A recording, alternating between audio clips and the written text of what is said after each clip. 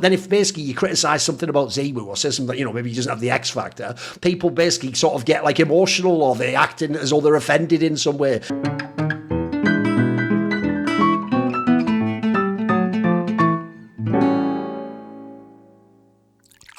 Right, we're back for another episode of Snake Banter. Our guest is Bleh, who is obviously a return guest. How many times have you actually been on the show? It's got to be at least 2 or 3, right? I think it's been at least a couple of times, yeah. Yeah.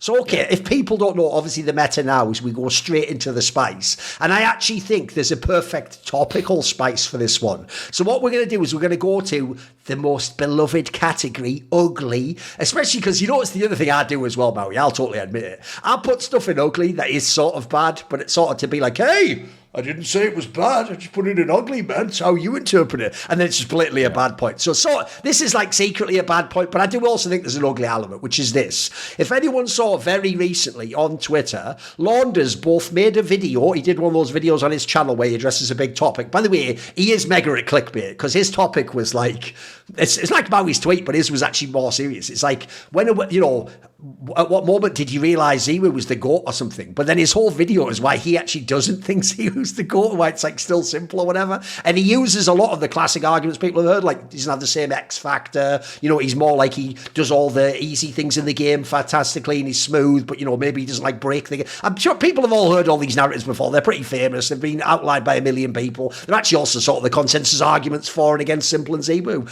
And what happened was, after making this video, I'm going to assume he must have just seen a bunch of like comments on his YouTube and comments on his Twitter because of that video. He made a Twitter thread in his like Counter-Strike Elitist little group on Twitter. And in there, his basic premise, this is why I'm setting it up as the ugly. It's not, is ZywOo the GOAT or not? Because again, I've always said that's a totally legitimate argument. If you have a case for it, go ahead and make it. The point is, the framing of it that makes it ugly is Launders tried to do that thing that him and Anders do, where they think you can have like reasonable conversations with random Twitter accounts, which is like, you're in for a bad time if you do that, but keep trying, guys. Yeah. But be these magnanimous egalitarian people who believe any pleb can have a great point. And basically his question was, why is it that if you say, for example, some criticism is simple, like is he toxic or whatever, maybe you say Donk should have carried him out. This is what the gist of what you said. I don't have the tweet up in front of me. This is the gist of it. He says, but then if basically you criticise something about ZywOo or say something, maybe he doesn't have the X factor, people basically sort of get like emotional or they acting as though they're offended in some way. And it isn't almost taken as just like a criticism of his game or an area where you prefer something about someone else. So I actually thought what I'd make ugly is, it's just the discourse around ZywOo being the GOAT. Like, what's funny is people don't get this. I've actually had shows, I think this has even happened on Hot Take Point Made, if I remember rightly. I've had shows where there are actually Simple and Donk fans who come and tell me, like, yeah, actually, you're right, Thorin, ZywOo's fucking shit, and he's just overrated, isn't he? And he's not even vaguely the GOAT. And I'm always like, bloody hell, now I have to defend him, you idiot. Like, first of all, rein it back in. No, he obviously can be in the conversation. Also, I always point this out. I don't pretend that I'm like, even though I am an elitist, in this sense, I'm not an elitist. You know how I'm someone who bizarrely actually does sort of enjoy watching like Shiro Up, for example. I totally get why people don't. I totally get why a fan prefers watching Torji than Shiro, because Torji's going for all those crazy shots. He's playing really up tempo and he's playing in a way that's like really fucking, like it's streaky, makes it like exciting, where Shiro's doing the boring shit, isn't he? He's holding an angle, then he's holding another off angle, then he's just hitting the bullshit fadeaway James-esque shot, But the point is, I would explain in that scenario, I get why you prefer one over the other. So for me, it's purely preference. I don't have ZywOo's the GOAT. In fact, I promise I'm going to do this. I'll do it soon, don't worry. I'll actually make my own video where I'll do like a steelman argument of like, essentially, what if I was like the defense lawyer who had to argue that ZywOo is the GOAT? Even though it's not my opinion, I think it's a valid argument. So I'm going to try and do it. And essentially, this gets to the heart of the topic. I feel like if you go and read this Twitter thread of Launders trying to earnestly ask the public, like, why can't we just have a conversation? The replies in the thread explain why. Like, essentially, there's no discourse to be had because there's so many sort of overlapping aspects of like, are you French? Are you a Vitality fan? Were you always just a ZywOo fan anyway? And it feels like so many people, as far as I can tell, he's right. Everyone goes to an emotional level on this topic. They don't really do like game analysis. We're not getting many sort of like strong reasons why stylistically they didn't like Simple's game or they think Donk's not as good. It tends to be weird things like, my guy's the best at everything, and if you don't say so, you hate him, which is like, that's such a whack fucking initial premise. So, Blair, what do you think on this topic? Obviously, you can go any direction you want. It's not even technically about if ZywOo's the GOAT. What do you think on this discourse? Because it seems a bit fucked, mate. I think it's the emotional factor. I 100% agree with you. Because if you look at the numbers, even including the X factor that Launders spoke about and everything, I feel for me right now, ZywOo is the GOAT, right? And I'll tell you why. The thing is, if you look at the one criticism we had initially with ZywOo when he was #1 player on HLTV and all of that, right? It was back to back with Simple. We said he didn't have enough years at this level, Absolutely. right?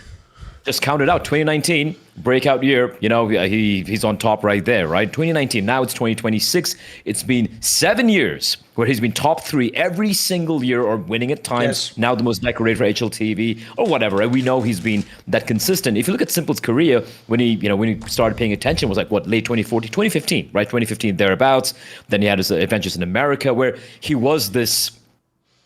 He was not exactly Jordan, but more like a Dennis Rodman, right? This character, holy shit, this guy just insane. He's got a lot of personality. He has the X factor. But if you look at the longevity of his career at the very top, it's now on par with Actually, no, ZywOo's had more than. He was at one. Yeah. Yeah, he's got that, right? So, And even if you look at the past couple of years, when we're talking about ZywOo, just look at Krakow this year. Look at fucking even Cluj. Yeah. The guy was just fucking popping off, almost simplest levels of unplayability. So if you're a ZywOo fan, I wouldn't be, coming out of the woodwork and yelling at people saying, "Oh, you just hate ZywOo, hate the French." You have facts and figures. Yeah. Agreed. To bolster your points of view. So I don't get where they're coming from. But I will say this as a bit of an aside. Every time I talk about Donk with Simple and praise him a little bit, I will have these ZywOo stands coming out of nowhere, but why do you hate ZywOo? I'm like, I didn't even bring him up. There's nothing in relation to what the fuck I'm talking about, right? So I feel you in that thing, but I do believe it's just them. Because I guess it's just because they've been defending him for such a long time, and he's just been the one paragon of French Counter-Strike for such a long time as well. I feel like it's gotten too emotional of a discourse, unlike for Simple, where we know who he is. He's had his ups and downs. The fans are very aware of his pitfalls as well. And for Donk, he is very, very young, and I think everyone is cognizant of some of his drawbacks as well, right? He's still very, very young. He can get a little too frustrated because of his team not performing, et cetera, et cetera. So I feel like that's where it comes from. And I wouldn't want to read too much into it. But the funny thing is, if you're a real fan of ZywOo, maybe one of those, those French journalists or whatever, man, just write an article. It's there. Yeah, absolutely. There's enough proof where I would write it for you. Translate it into French and show it to the fans, and they'll love me. They'll call me the Indian French guy or something. I don't know. Yeah. Yeah, the discussions about ZywOo are really marred by the fan base primarily. And I know this is kind of getting into the weeds of people. By the way, since you did make Twitter. your tweet, do you actually have him as your GOAT? Is he your GOAT now? Is that what you were trying to say? For me? No, Yeah. Maui made a tweet just that very recently. He basically just said sort of almost like he is all he's about to be, right? The Krakow performance really won me over, but I'm not willingly saying today that he's my GOAT. Oh, fair I enough. would, Okay. Just thought we should set the table. Yeah, I think that I just think that it's really hard. I actually don't. If you ask me today, I would have to say the GOAT of Counter-Strike probably is ZywOo. But then if you want to actually split it between CSGO and CS2, I'd say Simple's the GOAT of CSGO, and then Donk's the GOAT of CS2. So that's. I mean, Okay. it depends on the framing of the question, but I just find that. Yeah, the discussions are obviously marred because we've all had experiences with this, and I feel like a lot of people are like, "Why do you care about what fans say or whatever?" But it's just part of our. Unfortunately, it's part of our job to just be active on social media and to engage with the community in some aspect. I mean, some people say they don't, but really everybody reads everything. I mean, and I can say with certainty that I angered a lot of Polish fans with my comments about Taz and Snacks. And they made subsequent comments about my family in Polish, all of which were untrue, by the way. Okay. All of the comments those Polish fans said were untrue. I mean, I angered a lot of Turkish fans recently, and they made comments that if I were to repeat them on this talk show, the whole show would get demonetized in a heartbeat. And I will say with certainty, just ZywOo fans are worse than all of those nationality-based fan bases, and it's not really even close. That's a hot take. That's a hot take. It is, but they willfully spread lies and misinformation in a way that the others haven't. I mean, the others say that something happened with my female relatives, but that's a different type of lie than what I'm talking about here.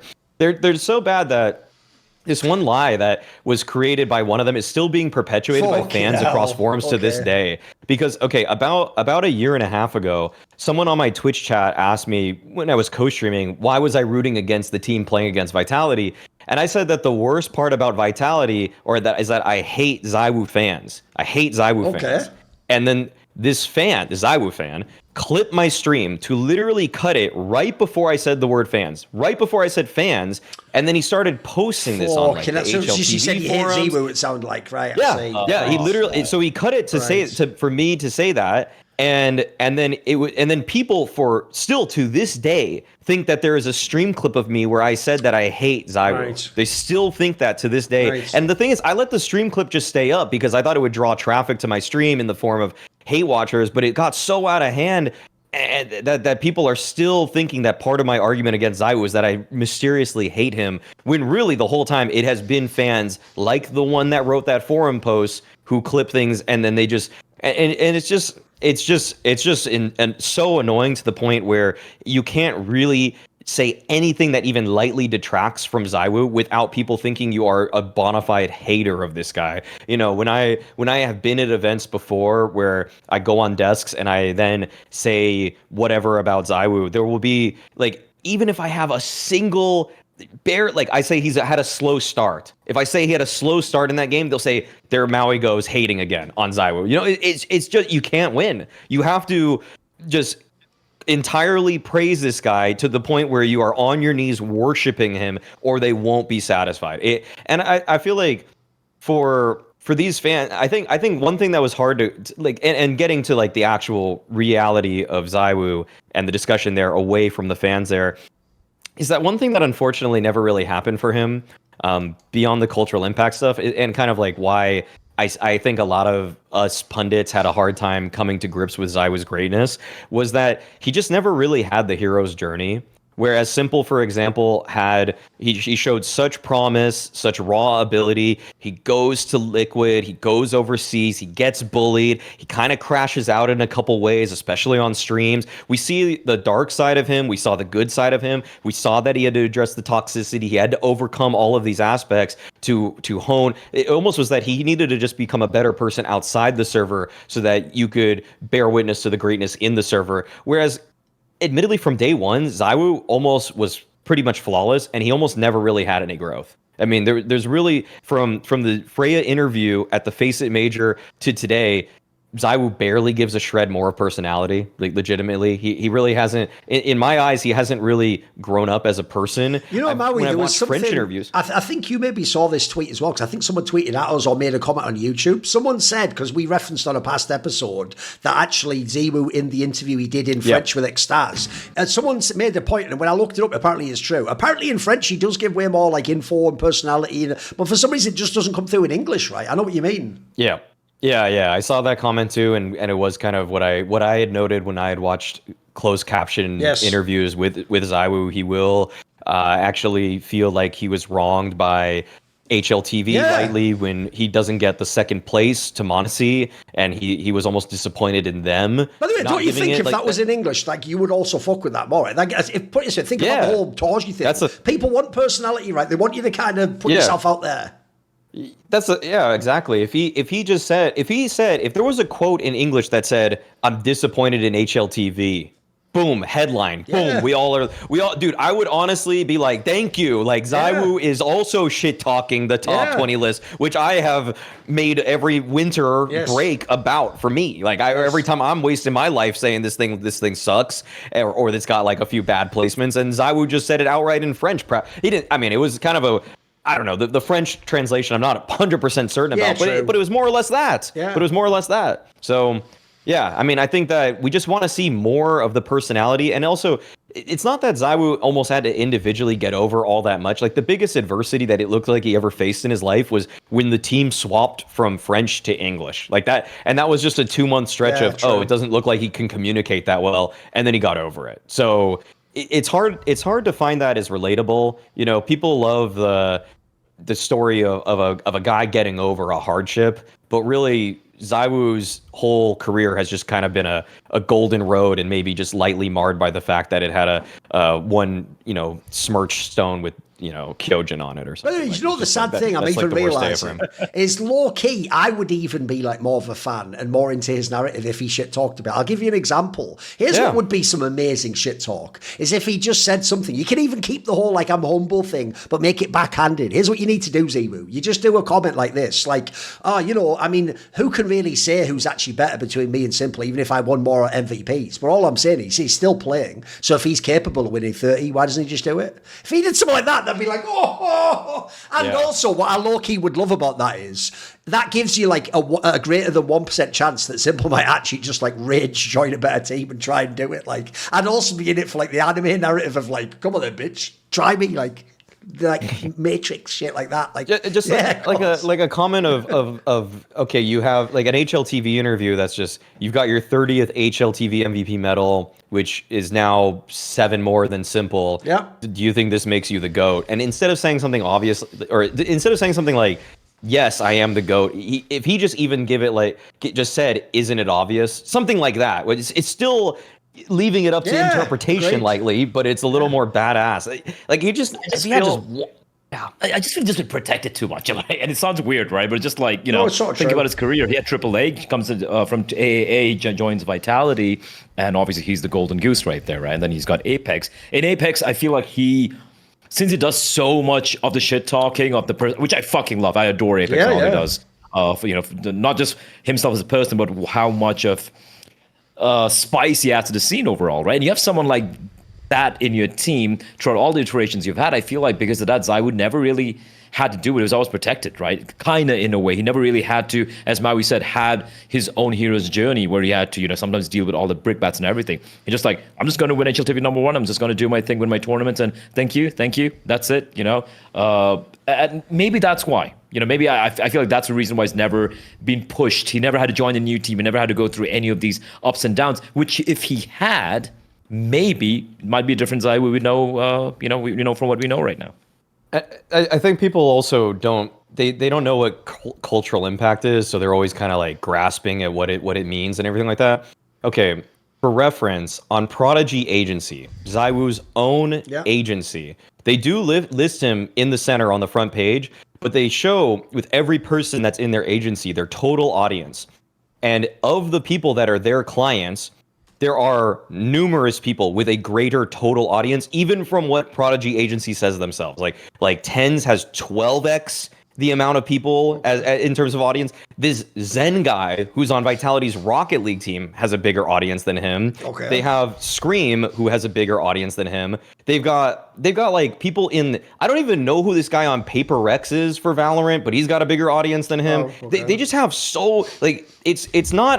it's not because we've been holding him down by making comments about cultural impact that he doesn't have cultural impact, okay? That's his own doing because his agency or whoever, social media manager, is writing completely non-genuine tweets for him. Oh, by the way, you're reminding me tournament of something else that fits in this ugly category. One, that's another thing that ZywOo fans do that makes discourse impossible. They do this thing where they just pretend any term or concept that goes against ZywOo, they do like a philosophical argument about, but who can really say if that is a thing, though? They do that, right? So the joke is, as you're saying, Maui, they got really mad at the cultural impact thing for years and years and years until he got on the cover of this French sports magazine, and then they themselves go, well, how about the cultural impact now? Oh, so suddenly you know what it is. Suddenly you get what cultural impact is. You realise that it is to be like really important in the culture. Oh, now you get it. You only spent the last 3 years telling Maui that doesn't exist and he imagined it all and it was all nonsense. So similarly, when Launders says ZywOo doesn't have the X factor, this is actually, by the way, the simplest way for me to explain why I hate ZywOo fans. That will now be clipped to take the fans off, and now you've got another clip of Thorin now saying I hate ZywOo. Spread that across the whole internet. Next thing you know, we're all fucked. Yeah, we're all done at that point. So we'll have to figure out some other way to talk where you can't clip us, say the other word before that. Fans of ZywOo. Exactly. You have to say fans of. They're going to make us actually do some woke shit to even be able to address ZywOo fans. No, one thing I hate about them is that they also, this is actually the giveaway that it's the other way around. They think we don't think ZywOo's the best because we hate him. No, you think he's the best first and foremost because you love him.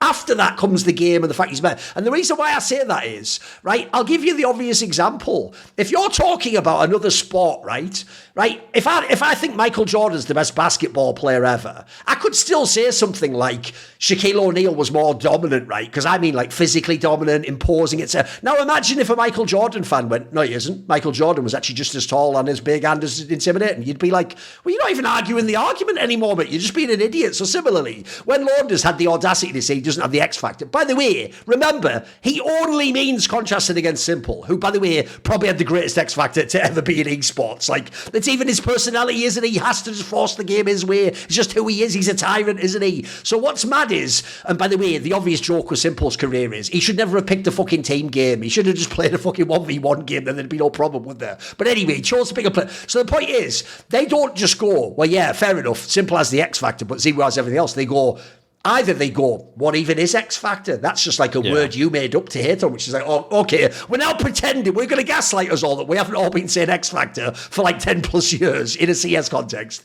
And then the other thing is, why do you have to make him be 10 out of 10 in every single field? By the way, spoiler, I certainly wouldn't put Simple's like team play at 10 out of 10, you know, temperament towards teammates. I don't know, even by the way, at times, even fucking career decision making. There's plenty of things I would not put at 10 out of 10 for Simple. But by this logic, I should just say, fuck it, we should all just lie and say all of our players are 10 out of 10 in every area. I don't get it. And the reason I'll never understand the you hate him angle is, bro, even I think he was number one some years. Like, the joke is, I clearly prefer the style of MONOZ, but I can tell you right now, ZywOo's better than MONOZ. That's why, that doesn't even cause me any pain to make that statement. Like, I still prefer one, but one is a better player. What's weird is I actually think in CS we're one of the most reasonable communities for giving whoever the best is sort of their due. If you don't realise, guys, one of the coolest things about Simple's career actually is, I can tell you from behind the scenes on a personal level, some of the great players in CSGO who would tell you Simple is the GOAT fucking hate his guts. Like, he was really annoying to them, or a prick, or he was talking bad shit on them, or they maybe even like said something rude to them in real life. Like, but the point is, they just give it up if they really believed he was the best. Like, so I actually think what's bizarre about this whole conversation is, I think that's more other games where people are super fanboys. I think in League and CS we're actually pretty reasonable about who the best team is, who the best players are. I mean, remember, some people thought Astralis was boring. We all still thought they were the GOATs, though. Surely, you know, no one was like, well, the thing is, though, Liquid has that X factor, though. You know, who's doing that with it? Like, you had to just eat shit and admit that Strauss was better, didn't you? And by the way, I even literally had to do that, guys. Remember, I was the one on the desk at Starlight in Berlin, like, it's all right, Liquid's winning this. Even after map one, I was like, they're going to get this overpass, and they decided. And then afterwards, I had to go, well, excuse me, gentlemen, I'll eat this massive 3-layer gateau of shit. Well, Strauss is just better, aren't they? Oh, it tastes so good, this humble pie. It's fucking killing me. Anyway, I think we made our point there. By the way, good news is, because this was the first topic, the comment section now, if you quickly look below, is an absolute shit show to a level you will not even be able to handle. Like, because we also did this at one point on like a show with Pimp I did, where they had like every comment was just hate. And well, I guess the problem is I was also doing it with Pimp, so people were simultaneously hating his point and Pimp. So it's like, but on the upside, at least I get. That's the one show where there's some flack to draw away from me. I get to just live on that show. I'm all right. It's a bad cop. It is, exactly. Anyway, let's go on to the next point. So now we're going to go to Bleh's ugly point. So what is ugly right now, Bleh? What's ugly right now? Look, this is something I think everyone's been talking about for quite a while, but I think it's become ugly in a way, and that is where MOUZ as a team are at. And this mainly comes from what happened to playoffs with the Thorin thing, you know, him trying to play, which is, by the way, something which I wanted him to do from day one. I wanted the team to do it from day one, but there are many ways I want to kind of touch upon this, right? Firstly, MOUZ, no one really knows what really happened, right? But they remove ZywOo last year, middle of the season, like beginning of the season, kind of. They get in Brolan as the IGL, and guess what? They win their first event, Cluj-Napoca, where they had, again, a very weak playing field, but hell, you got to fucking win. Something that they have struggled for such a very long time. And you're now wondering, okay, maybe they have struck gold, maybe, or is it like, you know, a bit of kind of honeymoon period? No, they actually start making all these super deep runs consistently. Things are looking good. And then 17 events since then where they've made a playoff. So every single one, the top 4 in every single one of them, apart from Berlin. and they still haven't been able to crack it. And now it's not just about a vitality thing. Last year it could be like, yeah, vitality to the final bosses, it's very unlucky for them. They have to go up against vitality all the time. But no, they're losing against random teams. Now, I wouldn't say random teams, obviously pretty solid teams altogether. But it was kind of funny to me how in Cluj, when PARIVISION were playing against Falcons, the crowd was completely against, the Russians and everything for whatever, and all cheering for Nico. PARIVISION plays MOUZ and the crowd's cheering for PARIVISION, which is so funny. It's just like the entire thing in Budapest where even, his home country is like, send them home, right? And then you have Torji, who, by the way, seems to be the only guy in the team who's got some personality to speak of, at least publicly, public facing. He's the one cheering his team up. He's the one trying to hype them up. You listen to the comms. He's the one who's got, come on, guys, wake up. We got to win this shit, right? And then he goes the entire bad guy route, which I fucking love. I made a couple of tweets as well about him. And just, channel your inner fanatic. Just be like JW, be like Flusha. Just dance on their corpses, baby. Do that. He does that, and immediately folds in 12 hours straight, saying, it really got to be the crowds being. I'm like, bro, like. Now you just regressed again. You've gotten even back, right? So my question here is very simple. Like, is there no one else in the team who's got anything to speak of, to give that personality to the team? It's only Torji. Number two, when are they going to make a change? Because I feel like a full year and you've actually kind of regressed overall. No one really wants to watch you guys play. And I'm not trying to hate on them, right? Just a lack of personality overall. And I feel a leadership change has been a long time coming. I think the pieces are very good. And I feel it has to be a call between Cyclone or Brawlhalla. I still think Cyclone's got a very good mind for the game overall, tactically speaking, all of that. But in the server, when he's sitting there playing with your four guys, I feel like they need a leader right there. There's someone like an LXCP, someone like, a karrigan. I'm not saying these guys are available, of course, right? But I feel like time has come for them to really switch things up, because just to be in this position right now, even though they are a top 3, top 4 team, it just seems so unenviable. You got no fans. Sure, you might have a handful out there. You're just getting booed by every single one for no fault of yours. You're choking against teams you shouldn't be losing to right now, losing to PARIVISION, for example. Where do you go from here? Because I can never see them win any event this year the way they're going. I would rather give it to PARIVISION. I would rather give it to fucking MongolZ having a bit of a fluke run here and there. I'd have to give it to Vitality. Even if Vitality isn't there, I'd give it to Falcons or Spirit for that matter. MOUZ has just stagnated for so long, it's starting to stink. And that sucks, and that's ugly. Yeah, I've been on various sides of this because okay, well, I'll address the Brolin thing first. That would be my move for MOUZ. I feel like the Brolin era as the in-game leader has run its course. The T sides maybe lightly improve in little bursts, but generally I would say he's one of the weakest IGLs in the space right now. Of any top 10 team, if you really put it to me, who is the worst IGL, I would say Major, and that's it. It's one name. It's one name that I would say is just a worse caller on T side and worse at mid rounding.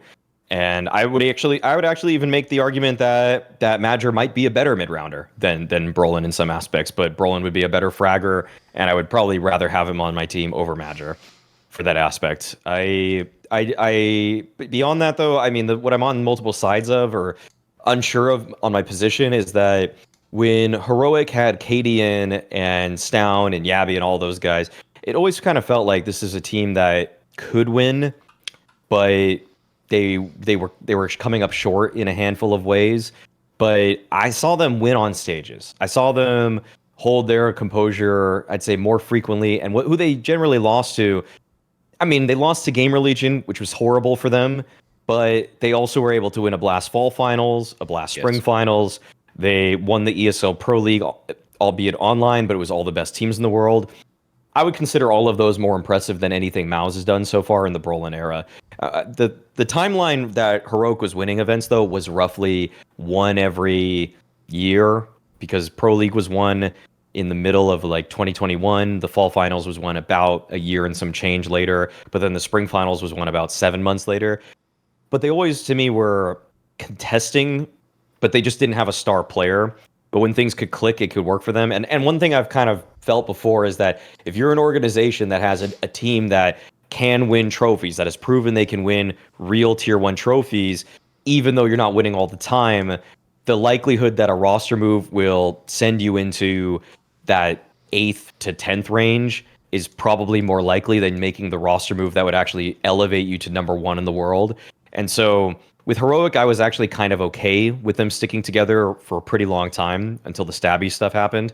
But that's because they proved themselves. They won arena events. They won 2 arena events at that point, and they won a pro league, which literally had every single great team. If you look at Shuhei's lineup with MOUZ, that team won more. That team actually won more. They won a couple pro leagues. They were playing against the best teams in the world. In fact, Shuhei's results with MOUZ are better than Brolin's results with MOUZ. And that's with Shuhei playing with Frozen slash Brolin himself, I think, at one point, whereas Brolin got Spinks.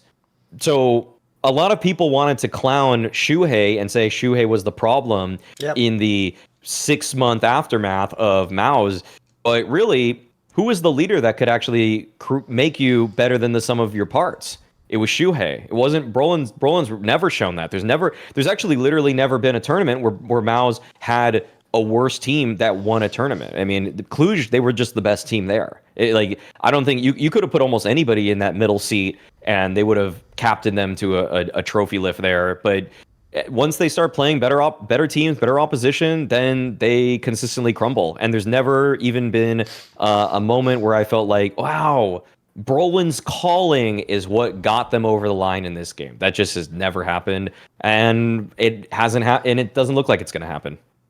By the way, obviously there's 2 angles to this, and also, by the way, it was actually going to be Maui's put similarly on his ugly point too, so if we sort of combined them together here, the 2 angles that's ugly for MOUZ is, one is an actual team, it's just ugly. Now here's what's funny, when people do the defense of them, which is the good thing, which is they're always top 4, and they're always like in theory in the mix, and you can even actually individually, Maui and Pimp have been tricked so many weeks on this, every time they do win that really good quarterfinal, they always think like, maybe this time, and then they just get wrecked again every fucking semi-final, their heart's broken, like, don't worry, I had it for years with Astralis and Liquid all back in the day, so it's all good, we'll all get there. And put it this way, all I'll say is this, Maui, it's not really in much comfort, but if they ever do break through, it'll be euphoric, bro, to be like, I called it like a year ago. But unfortunately, if they don't, you'll just feel like a fool who just bankrupted himself. So there's 2 angles. One is obviously the team itself, which, by the way, what you've sort of addressed there is people miss that.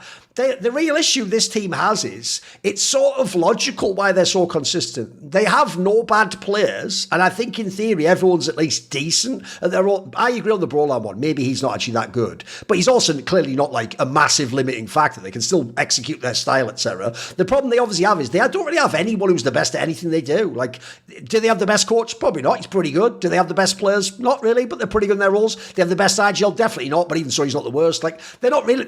Unfortunately, that's exactly why when you then tie it to, well, then why aren't people fans of them? Because then they also perceive them as they have no personality too. They also have no aura, is the thing that people obviously get mad over now. Now, here's my problem with this topic, right, is even though I know what you mean, Bleh, that would actually only work if he went full JW. If he either was like JW, because JW was quite spicy and arrogant, and so he just was charming too, and he could get away with it.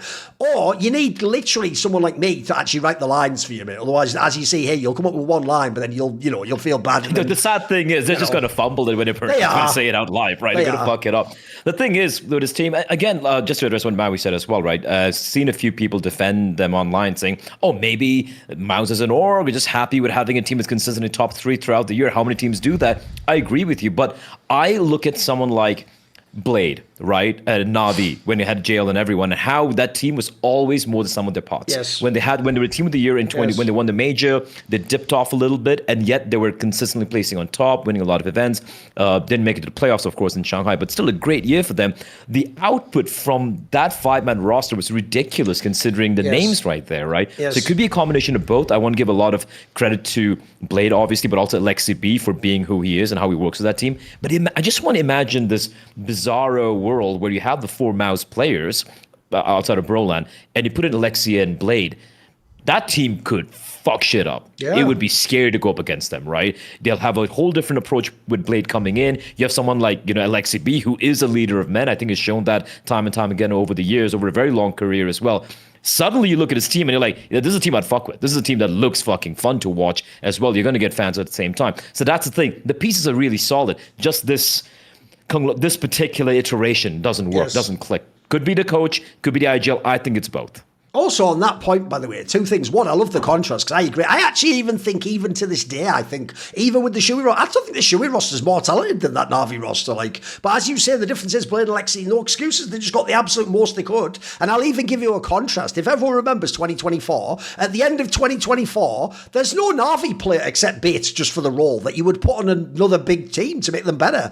The joke was we all wanted all of MOUZ to be separated out and sent to the corners of the earth to make the top 5 better. Everyone wanted someone in FaZe and someone in Vitality, a G2. Everyone wanted all the teams to take from these fucking teams. So it actually shows you that everyone does respect the MOUZ players. And also on the whole thing of like the org side, that might sound cool, like, hey, they don't pay the biggest bill, but they get all these top 4s. Well, I'll tell you what, the second that they like fuck up this roster or any star player leaves and they become bad, you'll regret this massive 2-year window that you had to win all the championships. You didn't win shit. Like, if you then go back to being like, I won't be rude and say heroic, but if you go back to being like just an alright org, like what G2 is now, you'll be sad that you missed this window when you actually were in all these semis and you never got any of the bloody trophies. Then the other angle, as we touched on, is obviously this whole aura thing, right? Here's what I would say. There's a way you can do it, which doesn't mean you have to be full like wrestling heel or just like, hey, I'm a nice guy, I don't have much to say, cheer for me. You can authentically do trash talk in a way that works. I'll give you an example. Like, if I was Torji himself, what I would say is this, keep it that you're like not going to really, like, realistically, Torji, the real problem there is you aren't the guy who tells a crowd to go fuck themselves. You don't even really think that. You were just frustrated in the moment and you thought, fuck it, I've tried everything. But it's clearly not who you are. That's why you walked it back and did this comment that you didn't like how people Here's what you do, though. You can do clever trash talk. That's true. Just say stuff that's true. Like, I'll tell you what would be cool is if here's how you do a villain move, Torji. You go, you know what? Some people probably think we're boring or, you know, we only make top 4 and don't win the event, and then just say, well, it's not my fault we knocked out your favourite team. That's fucking fun. Mate, unless they're a Vitality fan, what are they going to say? If someone's like a Falcons fan, that is straight fire trash talk. It's like, but I don't see Monacy here, you know, something like that. Or I'll tell you a straight fire one. You'll use the Blade example. So at this last tournament, they just beat Na'Vi. Just go, everyone tells me Blade's like the GOAT coach, but as far as I can tell, Cyclone just keeps beating him. Mate, that's fucking heat. It's true, and it's heat. That's a great angle where you're not even actually being inauthentic. It's totally legit. But if you just said that alone, by the way, that's hard to argue against. That's kind of spicy. It's kind of a good angle in it. So all I'm saying is I do think you can. And then what you said earlier as well, you know what, I think that's also a fair point. Bro, they just make Torji do all the interviews now, partly because he's probably such a nice guy, he says yes. I'll tell you the people I'll call out on this section of this show. I'll tell you 2 players I am willing to bet my life are actually spicy. They just won't say it publicly. Now, there's a side reason that we won't get to as to why I think they also don't do it. But I also just think these are people, and it is the 2 Israeli players. It is Spinks and Exertion. I will just tell you my read on these guys. It's even something, if you know me, I fuck with hella hard. They're arrogant as fuck.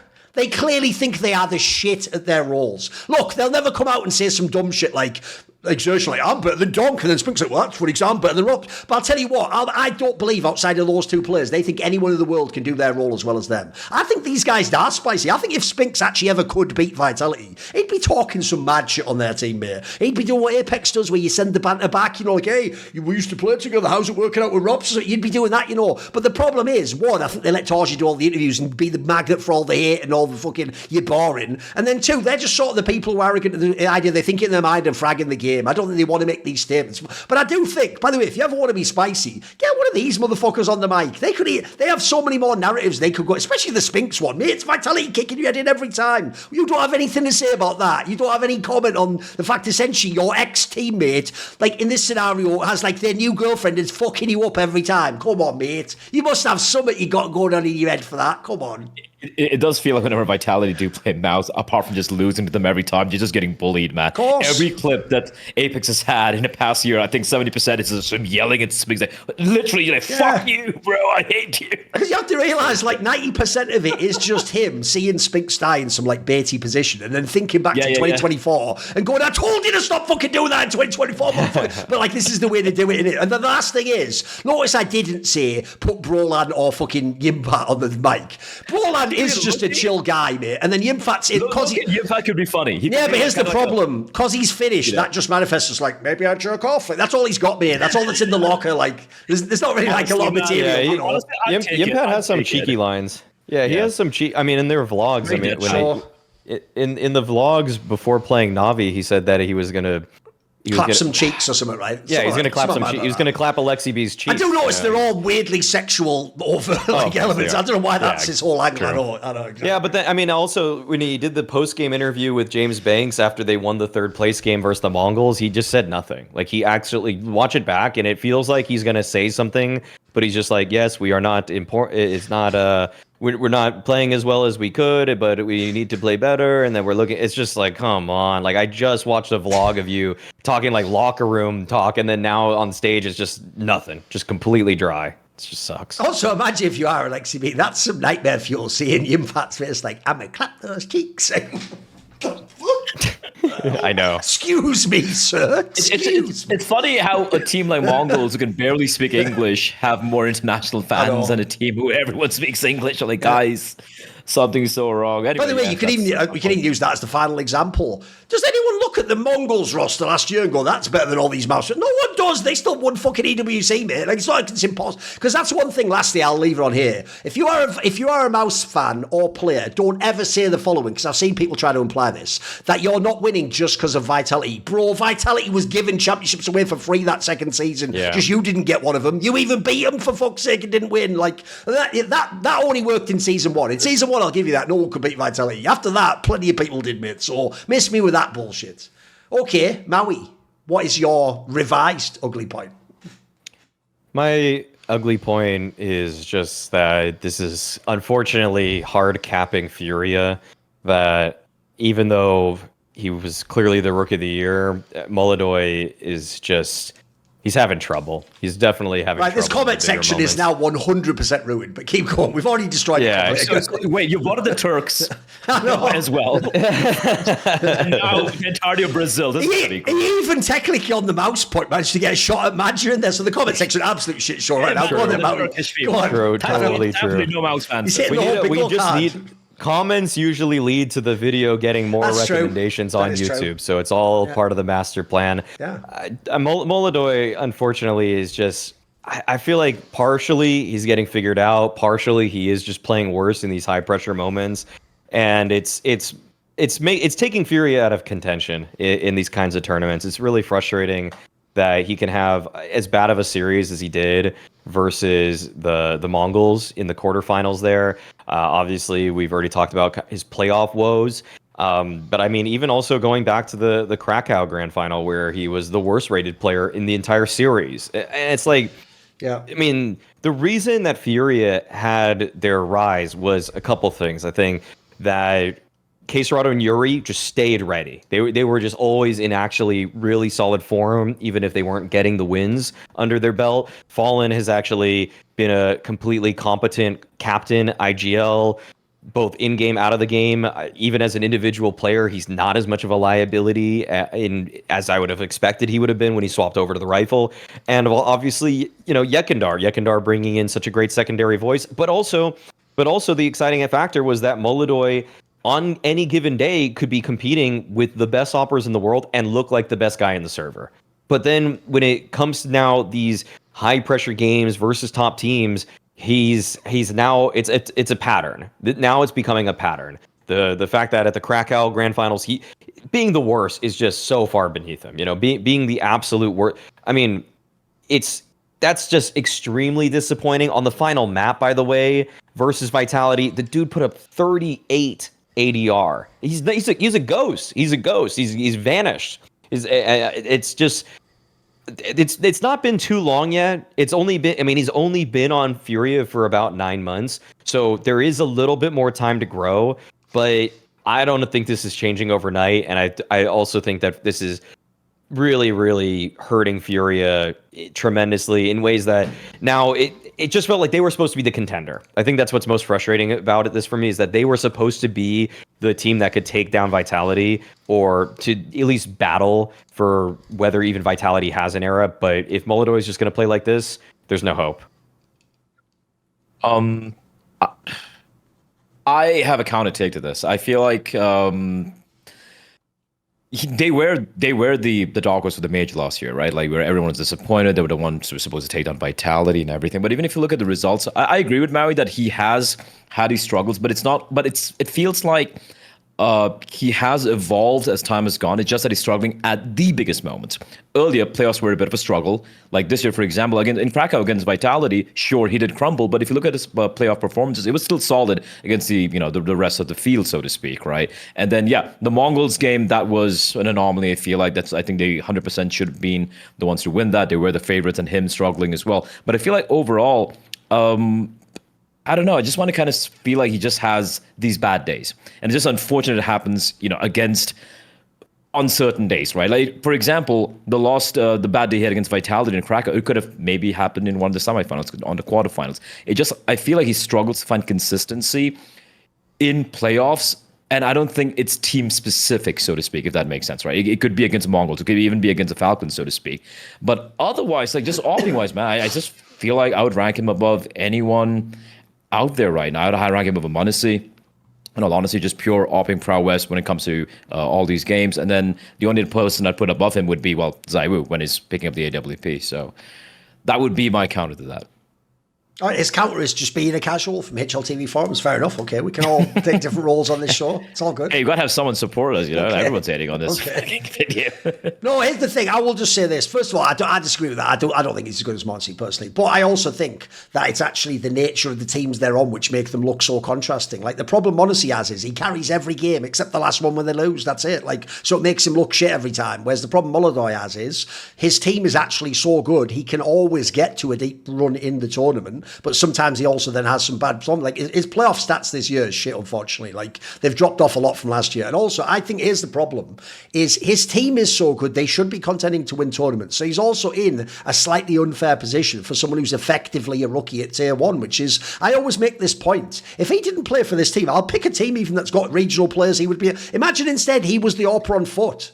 Well, he'd never be in the finals, mate. He'd be having an awesome quarters and losing, and on that team even, he wouldn't even get all the scrutiny because, like, they're all actually inexperienced players compared to him. They're all making their first runs. That's actually the sort. It's like you guys were saying about ZywOo with the hero's journey. If ZywOo came along, but today, and he was on 3D Max, so he wouldn't be winning the tournament, so everyone would be a ZywOo fan. We'd all be like, this guy's way too good for the team. His problem was from day one, he was he was the number one player, and he basically was on a team where people thought they had a chance to win the tournament. So that's why he's been judged so harshly. So I think one of molodoy's problems is, like, you can still get over these issues. It's not like, as Maui says, it's like 9 months in, mate. It's not like 3 years in, like some of the MOUZ players, and he's still choking every big. No, he's only had a few. And then the ones that he did carry in the second season last year, I do think some of that was like underdog factor. No, everyone was shocked Fury was even that good. Remember, they were around a whole bunch of months earlier. They just were an all right team who could maybe make the playoffs. Suddenly, they were in every semi. They were beating Vitality's ass all over the place. They were beating Falcons all over the place. Like, I think he benefited from the whole factor of, like, when you're the underdog, you don't have the same pressure on you. The problem, as you saw at the major, because I agree, Bleh, when he went to the major, they were number one. They were ranked number one. They'd won the most tournaments in the last few months. Suddenly, they were like, you have to win the major. And obviously, they completely ruined their own bracket. Like, they didn't even get as far as they could have done. So the other problem I think molodoy has is, one thing that's just really weird to me, and this is like a big red flag for me, is normally, especially in CS2, AWPing has become massively CT-sided. So the joke is people like ZywOo don't even use the AWP on T-side, mate. molodoy's best side is T-side, which is like, what? And if you ever watch on CT side, his numbers on CT side don't even make sense to the HLTV rate. Normally, every AWPer farms the CT side, bro. That's where you can pick all your spots and play around where you want, and you put your AWPer in the best CT spot too. So something is going on with him in the team. And I also do think as well, another issue he has compared to every other AWPer is, all the other AWPers sort of secretly cheat for HLTV rating, because what gets them the rating is also being really good on the rifle. Like, if you look, fucking ZywOo, MONOSY, and Shiro all have a pretty good AK, actually. They all farm with that on T-side when they don't need to AWP. Like, molodoy's problem is he is like a super throwback who just purely AWPs every time it's available. Like, he will quite literally buy glass cannon AWP. He will have them save him the AWP. In fact, this guy absolutely, by the way, is the guy where he very rarely goes to a rifle. He'll actually go to like an SMG or a pistol and nades, like some fucking Reddit meme. He actually does that to try and get immediately back to the AWP. And unfortunately in CS2, HLTV rating just doesn't play as much to pure AWPing. You have to do a bit of rifling if you want to pump the numbers up. So I think that also hurts him, unfortunately. Yeah. So he's a Brazilian Circe, is what he's saying. A little bit. Or the classic ones, JDM, if you remember back in the day. He had that one where the joke was like his second best weapon was a pistol or whatever. Like, he will still use the rifle, but he's just not exceptional at it, unfortunately. And the difference is... Oh, yeah. That's... Especially people like MongolZ and ZywOo are aliens and how good they are on the rifle. It's stupid, MongolZ actually could be an S tier rifler as well if he wasn't open. The thing with I feel the evolution is going to happen. I think it's going to happen this season. Is one thing we noticed last year was how he was going for all these kind of re-peaking, going for all these super aggressive re-peaks. When I was like, we shouldn't be doing this. But I remember an interview or something where Fallen said, I'm just trying to make him feel comfortable, get him the confidence. And it was this discourse happening where does he approach the game more from like a ZywOo standpoint, more from a very smart, just playing it safe, like a device-esque style of play, or does he go for these sort of plays where, it can over time coalesce into a bad habit? Right. I think that's some of the mistakes he's making right now because he's been going for these plays and now people are ready for it. But I feel like he is going to evolve. He's done so much in such a short period of time, especially when you have someone like Fallen as a captain. I feel like he's going to evolve. What I would like to see him do is be a little bit. I don't want to use the word like safer. But be a little bit more smarter in some of the peaks you're going for. Be a little bit more measured in how you approach some of these rounds, because it does feel like when the pressure is on in some of these super high pressure like grand finals games against the best of the best, he does seem to just try to go for every shot he can take, into just slowing things down a little bit. And I've seen him lose certain maps because of that. So I feel I kind of do agree with Maui to a certain extent, but I feel like I think it might be blown a little bit out of proportion. I feel like he's going to rectify himself very quickly. I mean, it's an issue I brought up on the desk is that it is the fact that his rifle is just so subpar compared to people like ZywOo and MongolZ. In fact, I'd even say that molodoy's rifle, it stinks. And one thing that he should probably do, along with other people, is they should be checking out Mando, one of the sponsors of Snake Banter. Because if you're a new customer, which molodoy could be, or you could get your own Mando as a new customer and get 20% off with our code CS2. And I feel like this is one of my favorite, if not my favorite sponsors we've ever had on the show. I still use their products every single day. I have the Mount Fuji scent right beside me for the whole body deodorant. Good aspects of Mando. What can I even start with? I mean, it's got a ridiculous length of odor control. You barely even have to. I put like maybe 3 swipes on it, and I'm just totally good for the entire day. Which is obviously great in Bleh's and my lines of work where we're flying super far and we don't want to smell in an airplane or anything like that.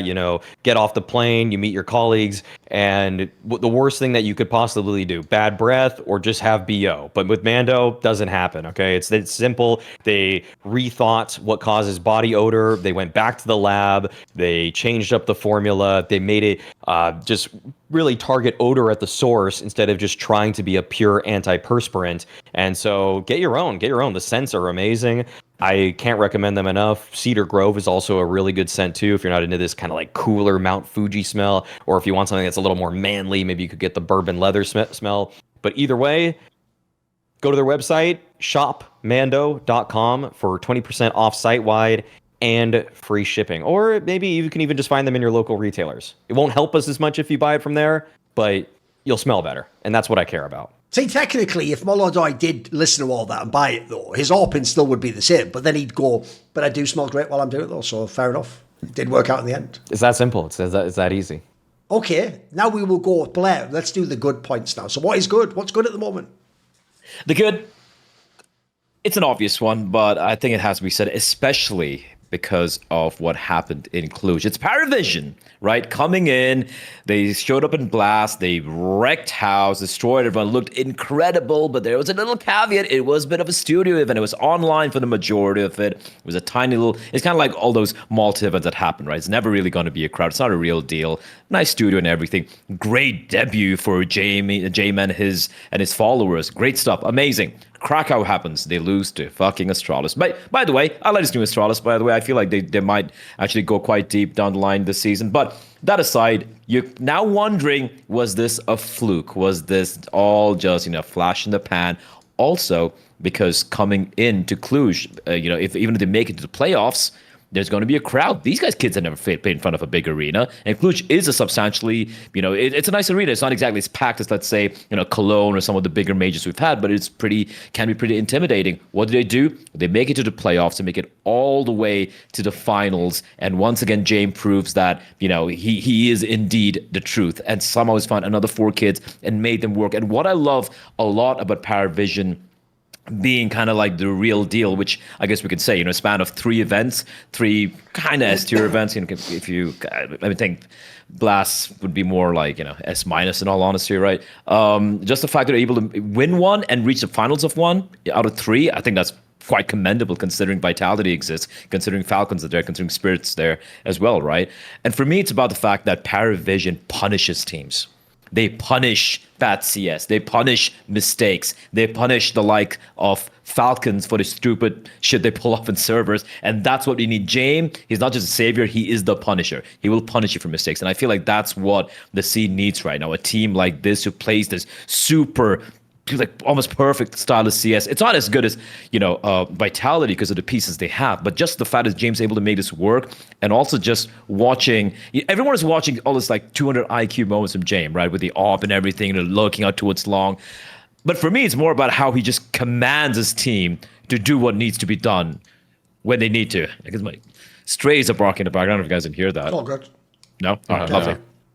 All right, but yeah, I just feel like it's a great thing for CS overall to be back, because PARIVISION, a team like PARIVISION, it's not just, they're not going to be flash in the pan. You know what James is going to bring to the table, and the fact that now another contender to potentially, not beating Vitality, but being another contender to be a top 3 team for this season, I think is a really cool thing. Also, just the fact that the style of CS they bring is something that will punish your superstar lineups. I'm not going to name names, but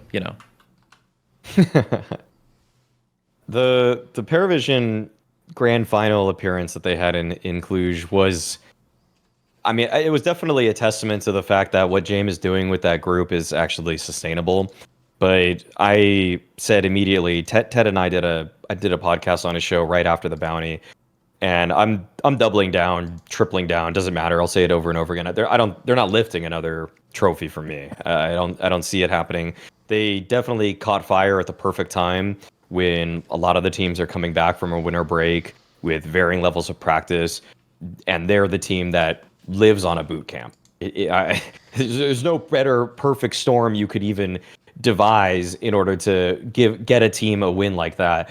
However, the efforts that they've shown over the course of multiple events now, Cluj and Bounty, have proven that they definitely have a very strong grasp, thanks to James, on the macro of CS, how to outplay teams by just stacking the right bomb sites at times, choosing the weaker bomb sites to hit. James is still extremely tapped in when it comes to reading good opposition. I'm not going to say great, because obviously versus Vitality, they more or less got destroyed.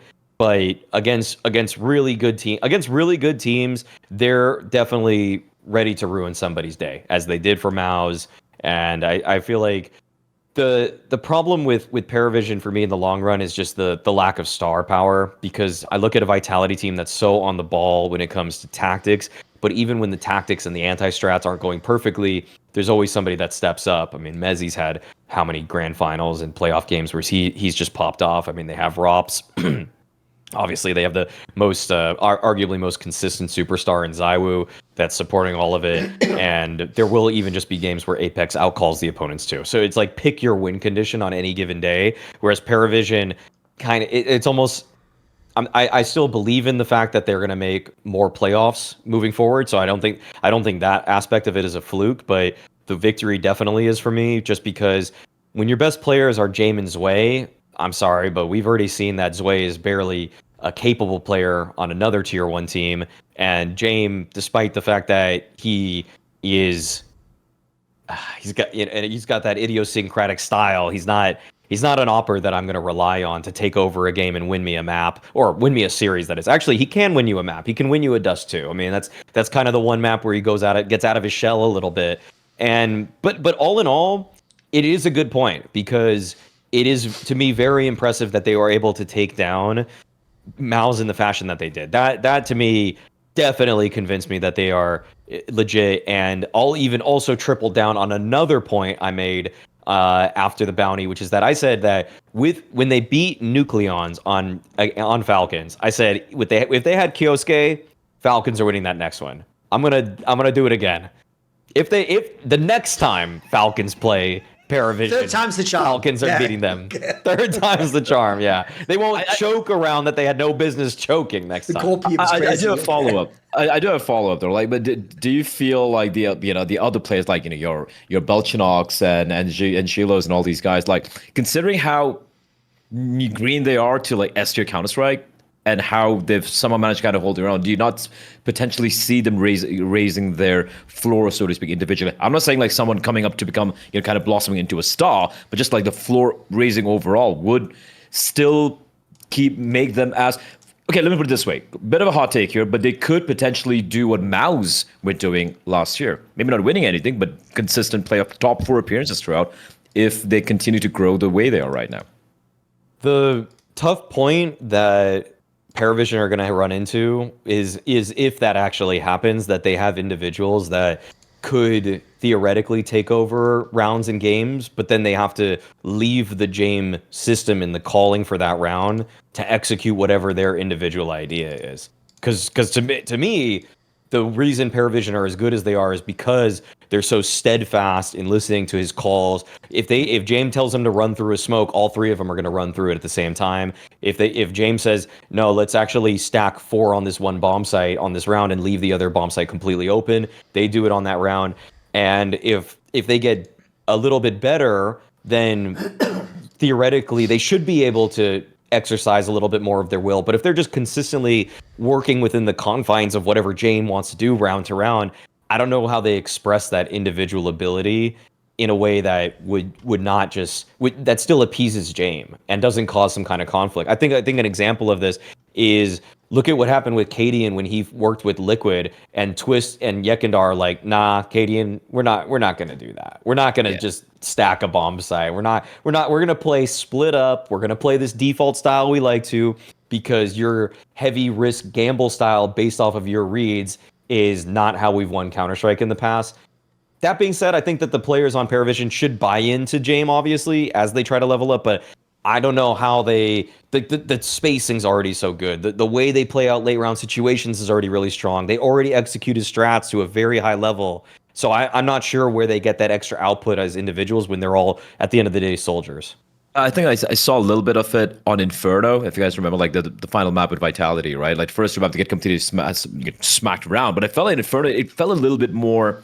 I didn't really go back to rewatch the VOD of the demo, but it did feel a little bit more free flow. It's more like, all right, guys, we got to mix things up a little bit, try and be a little unlike the way we play, right? So that Vitality's not able to get a read on them. So it did look like there are some seeds of that in the team as well. So hopefully time will tell. Yeah. Put it this way, if the topic, as you sent it to me, was that they're actually the real deal, I'm with you on that. Like, here's the funny way I'll frame it, though, because I actually also agree. After the Blast Bounty run, look, I still don't think they're going to win a trophy, but I actually didn't even think at a stage of it they'd do this well. I also thought that. That's my big takeaway from Blast Bounty, beyond things like the Nota guy's never going to play like that again, was more like, yeah, but there wasn't like a proper stage setup. That was like sort of quite a limited... If you don't know, guys, it looked like it was almost like a cinema setup. It was like a few rows of seats. Wasn't as bad as a Pro League, but it also wasn't like an arena event like this. Well, I'll tell you what, I'll do the fucking, what is it, the DiCaprio quote, like, you had my curiosity, now you have my attention. Bro, you beat Falcons and MOUZ in an arena. Like, again, people might go, these teams shook. Yeah, only to the best teams in the world, mate. Like, they don't tend to just fall apart against nobody. It's like you have to also catch the throw, as it were. And also, the other thing about this team is, it's like a more extreme version of what we all did in 2024. When Na'Vi was number one, nobody had any of their players as superstars, best player in the world. What we all did is we went, you know what, Blade and Lexi B, you get 10 out of 10, mate. You have fucking killed your job if you're getting these results to these players. Even more so for Dastan and Jim. Like, bro, I actually think this roster, the results they have had look impossible for the players they have. Like, I'll give you a stat right now that will actually melt your brain. This year, on LAN, every player except Jim averages more deaths than kills. That sounds impossible, right? Because they've been in 2 finals. It's true. Because one of the reasons why is, one, a lot of those deaths, by the way, are on T side. They have appalling fragging, bro. It's like, it's absurdly bad. I even think, actually, the real thing about PARIVISION that's really cool is, I agree with you, Bleh, they punish people. But what's unique is they do it from CT side.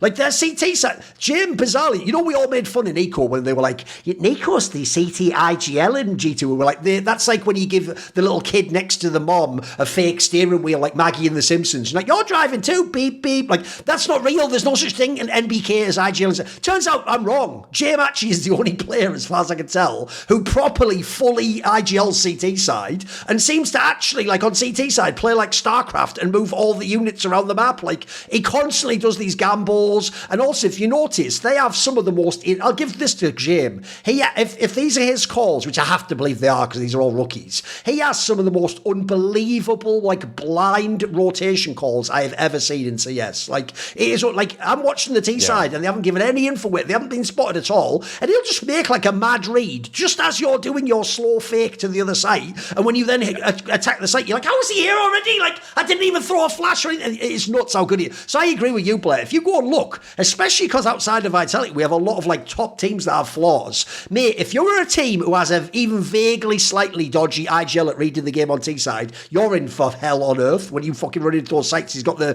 triple stack on Inferno. If you've got fucking some star players that choke a little bit when they're on the T side and they get nervous, you're also going to be in for a bad fucking time. And then lastly, I even think they have the psychological component that, like, I'm sorry, I refuse to believe that people like Nico, Monacy, Xertion, Spinks look over and see Nota and Zelo and go, yeah, they just beat me because they're better than me. I think it's even like almost humiliating the way you lose to this team because you're like, fuck, if this was an FPL game and you took the IGLs out, I'd tear this guy apart. Like, he'd never be on my level. Because I do think when you look at their team, beyond ZywOo on CT side, where he's way better than he was in Spirit, because he probably just has his spots, they don't actually even have that many like good players for me. They're just all right. That's why I give a lot of credit to the fact that they're listening to Jim and Dastan and then they're executing their style. Like, I agree. It seems like those players really do, like the classic meme of like, you say jump, they just say how high. They don't go, well, I'm not sure if I should. Well, in a minute, I'll be there. They just do it, man. They just do what you say. And that is actually a mad underrated quality in Counter-Strike. Like, that has not existed for many IGLs in the last few years. I feel like a lot of teams, funny enough, that's even implied that was some of that did happen with people like Spinks in Vitality. Maybe he was the guy like, I don't know if I want to do that actually, boss. Maybe I have my own ideas. In this team, they have the hive mind, and it's fucking, I tell you what, as much as people might not like the style of play, I agree with you, Bleh. If you lose to this, though, I'm not going to fucking blame PARIVISION. I'll blame you. If you have Monacy Nico, you lose this, you step your shit up, mate. If you think that's a whack style of play if you're a MOUZ fan, well then fucking beat it. Knock it out. Like my boy Terrell Owens used to say back in the day when people complained when he would celebrate when he scored a touchdown. He used to just keep me out the end zone then. Just don't let me score. Then I can't do the touchdown. So you don't have to like James' style, but I tell you what, you do have to respect it though. That's my conclusion. You have to respect it. Come on. It's mad. Doesn't even make sense. By the way, on Maui's point now, it's Maui's good point. Maui, it is mad. I'm with you. I can't even believe this wasn't Blair's first point that he sent me. So go on, hit me with it. What is your good point? Yes. I mean, when I had to switch my point, Bleb, when I found out that ours were overlapping regarding PARIVISION. And so I had to just pick what I felt like was going to be your good point. So the fact that MongolZ are still competitive with I didn't pick that because it was so fucking obvious. Okay.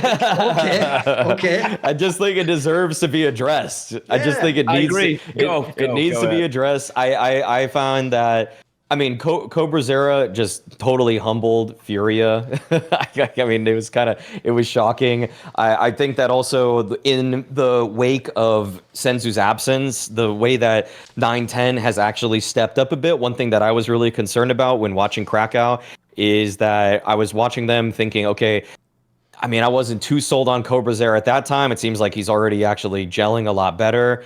And I thought that 910 never really, to me, in 2025, showed that he was an elite opper. But in this event, he was good. At Cluj, he was totally reasonable as well. I feel like there's actually kind of a lot to get excited about for the future of this team. But I'm gonna reserve the discussion regarding them being championship contenders because, I mean, I think EWC came out of nowhere. I mean, I didn't really expect them to, but I guess parts of the bracket worked out well. They actually did have some really big wins in that tournament, but the grand finals worked out for them well in terms of the draw.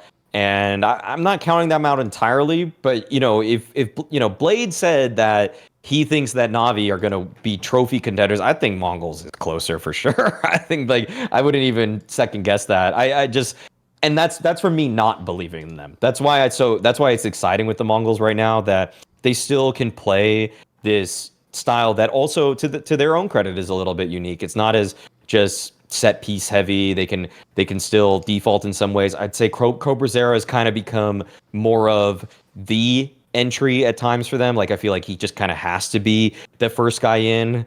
So I don't know yet if I really would grade his late round stuff as strongly as Senzu. In fact, I probably would easily say Senzu's still better in that capacity. But the fact that they made a little bit of a run here, I wish they put up more of a fight versus MOUZ in the third place decider, because I felt like that should have mattered a lot more for the MongolZ than it did for MOUZ. And despite that, MOUZ just dumpstered them. But if this MongolZ team can stay top 6, roughly, that to me is a huge that really exceeds my expectations for what I had them at when they lost Senzu. I feel like I'm just going back to when Score was on his team, IHC, if you remember, right? And he was kind of like the star of the team. He gets kicked out. They pick up Senzu. Again, pretty much a nobody at the time. He was playing with Bented in that alter ego team where they had an entire thing about he was scamming skins or some shit, right? He gets picked up. And then every time Mara's done this change, we have, with Mauisnake coming in, with 910 coming in, every time, even Controllers, who, by the way, amongst all the players in the region, Controllers was one of the least likely because he's an IGL. He's like 20 years of age. He's never really shown much fragging prowess-wise. And yet, 3 events, one which reached the playoffs and one in the major, we saw the fact that it did make it to the playoffs, which is insane considering the standard situation. And now it's with Cobra Zero coming in. I just want to give so much. I feel like we need to give credit where it's due to Mara and Blitz and the system that they have, where people are somehow able to just plug in and you just hit the ground running, right? And that's what we saw from Cobra Zero as well. I agree with Maui. The thing with MongolZ is they always had a super slow start to the season, right? They really like the vacations. They don't really boot camp right before the event, which is why they really struggled in Krakow.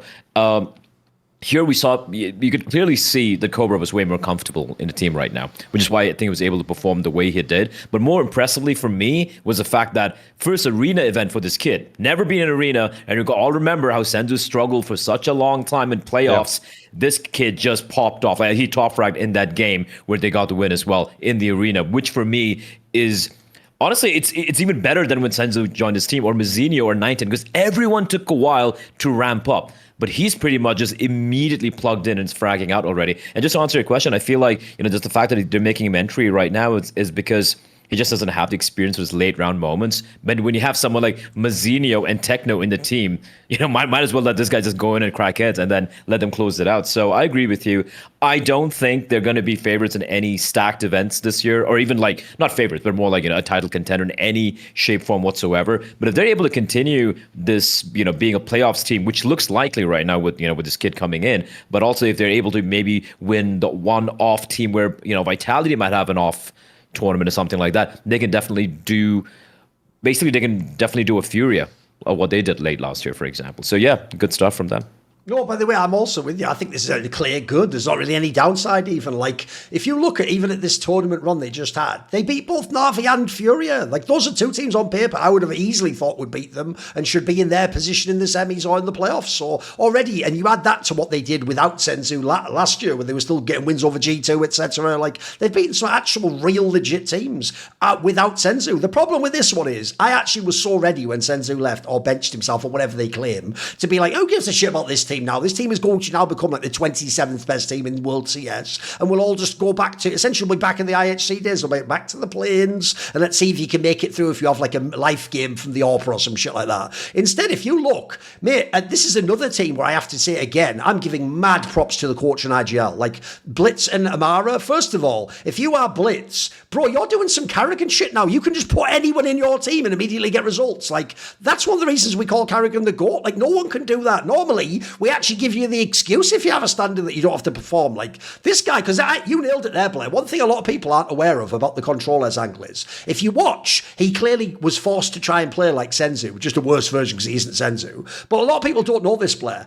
when they actually signed him, I believe they actually couldn't have taken someone from the Huns due to like qualification for the major or something like that. I think they had to take this player, right? Wasn't it that like the other? Because a lot of people were saying the other best players that, and in Mongolia, and actually I remember people telling me like, oh, you actually can't get them because they've already got like the major spot basically. So as far as I know, it's not that like if you're a fan who doesn't follow Mongolian Sissy, like was Controller's just the next best player? Not even vaguely. Like you said, no one even had any expectations he was going to come in and do anything. So the idea that we're like a playoff team at the major is already mind blown. That's why I have to give mad props to Mara and to Blitz. I mean, that again for Mara, by the way, this entire time he's on some Blade shit where he's just cooking like the roster way better than it looks on paper. You even look now, they've got a bit of PARIVISION, mate. You look at some of the stats, you're like, how are you in the semis of a tournament with these stats? Well, that just shows, by the way, one thing people always miss in Counter-Strike is team play and tactics are a thing. It's not really just about shooting harder than the other team. If anything, the joke is a team like Foot probably shoots way harder, but they're clearly not as good tactically with like how they work together and play a big playoff game. Like they haven't even played the playoff game basically. So no, I think it's mega. And crucially for me, if you look at this team now, I definitely agree on the 9-10 point. He has taken a step up.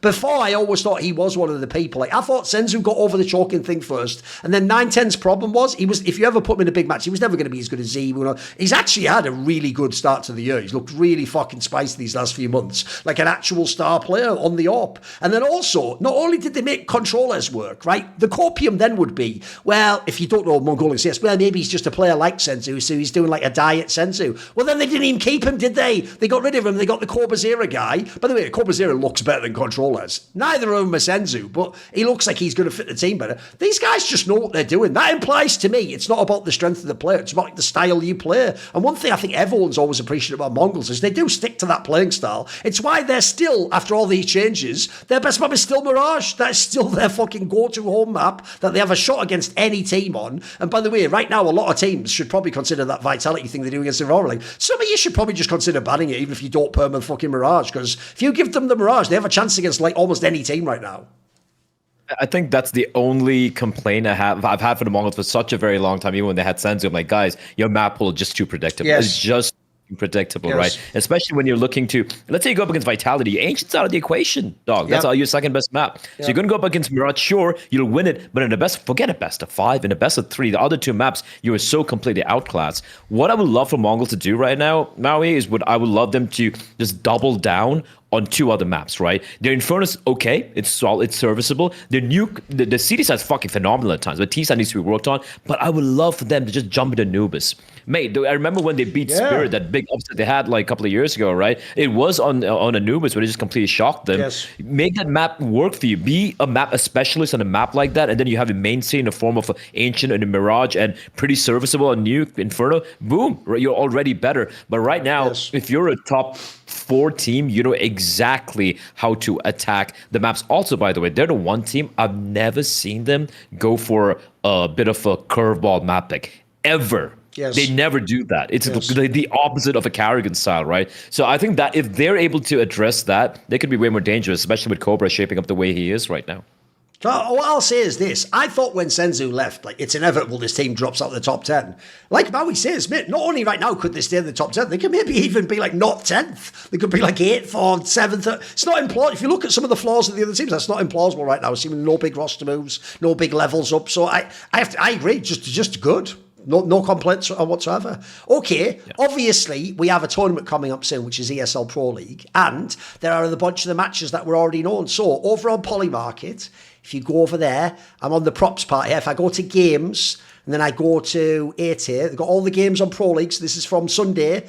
And on Sunday, we had a game I thought was a pretty interesting one, which is we have Liquid against the new Passion UA, the one that has Try and Senzu, the aforementioned Senzu. And it's pretty... Look, Liquid is favoured by the traders here at 57% chance. But Passion UA is only at 43%. What are your thoughts, guys, on the match? And which one would you pick of the two if you were picking one? It's online, right? Yeah, this is the online stage. It's online thing, right?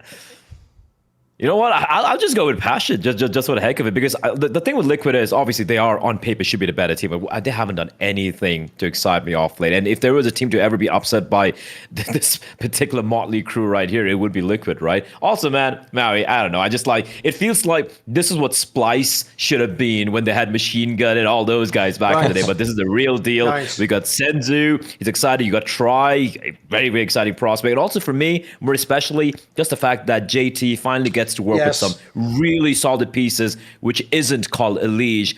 I think upset potential on the cards. I'm going to way Passion UA. The hype about Passion UA is real, but Liquid are a bit more.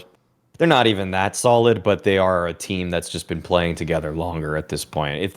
If Liquid loses this, they have worked on absolutely nothing for the entire time since their last tournament. So I would pick Liquid here. I know that's a bit of a boring answer. I want to just buy into the hype of Passion UA, but I feel like it's a... Mate, they just got trashed by Foot.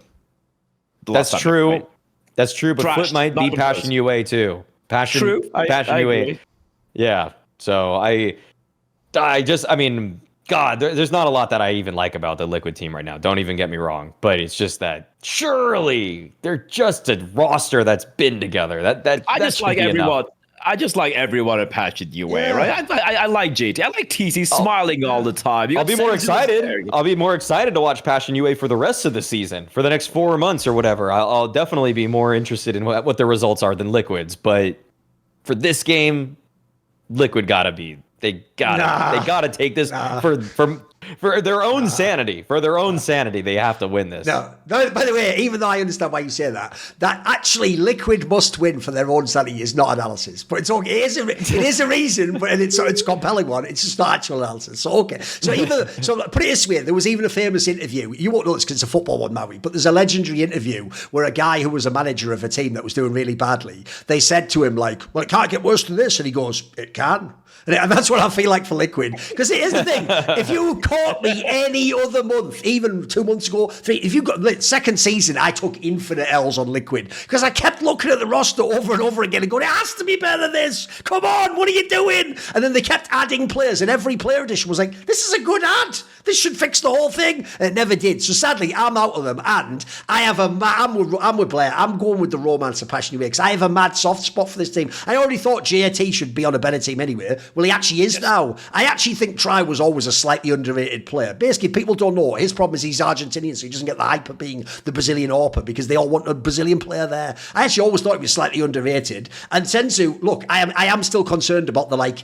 You know what? Instead of telling me it, just put him on the mic. Stop telling me he speaks great fluent English. Just put him on the mic. If he speaks fluent English, he can tell me himself. It's a bit like my old joke about AI. You know, people go, AI is going to replace everything. If AI was going to replace everything, an AI would be telling me that, not you, on Twitter, trying to convince me to sign up for some sort of AI project. So similarly, even with that said though, you know what? Fuck it.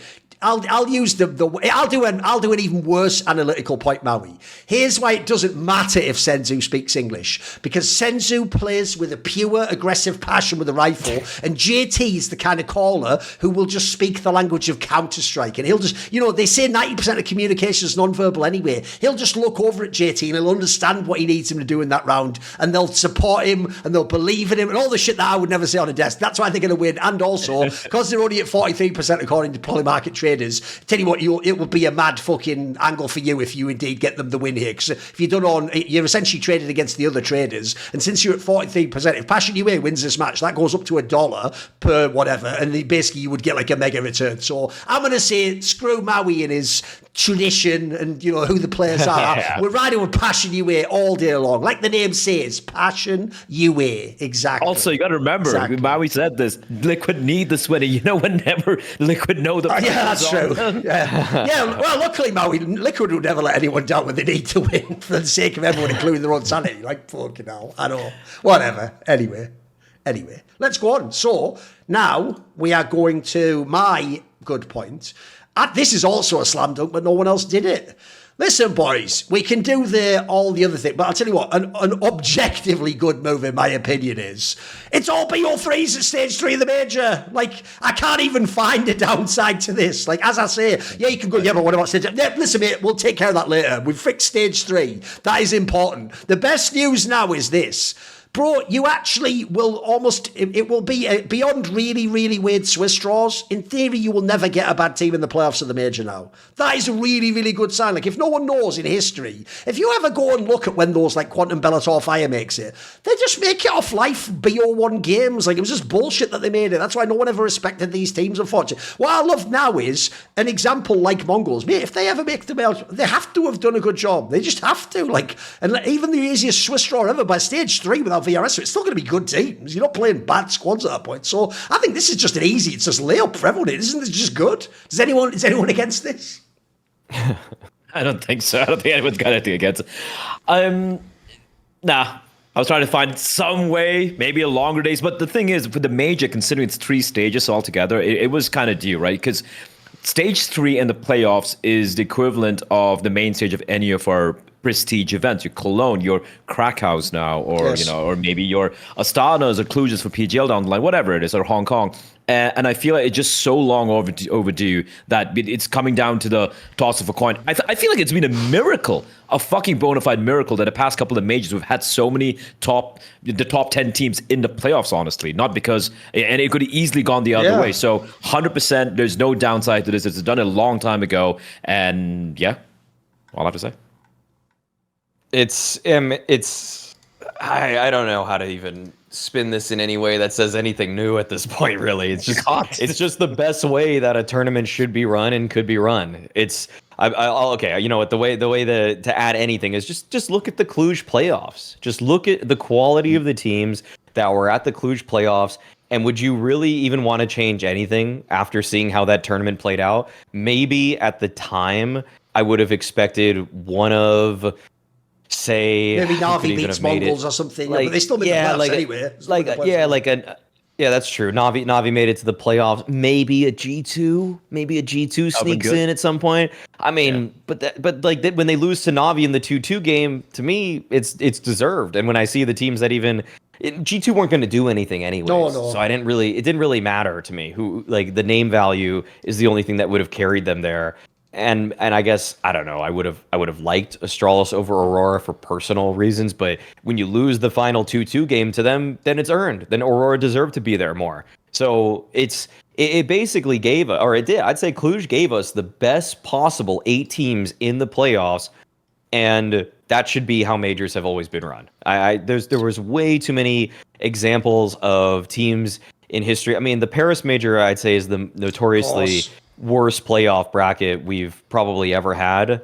And the thing is, every team kind of went through the same thing, where it was BO1s until elimination, or until until qualification, that is. Yes. And for those teams, I mean, you look back at the results, and really everybody just kind of had the same journey. But some of the BO1 victories did feel a little bit weird at the time. I mean, also some of the draws were just a little bit favorable there for some of those rosters. Like, I mean, Apex, Kicksan and JL's team at the time that went 3-2. They got to play Into the Breach and Bad News Eagles in BO1 wins, and then they lost their first BO3, and then they beat an NIP team. So yeah, there were.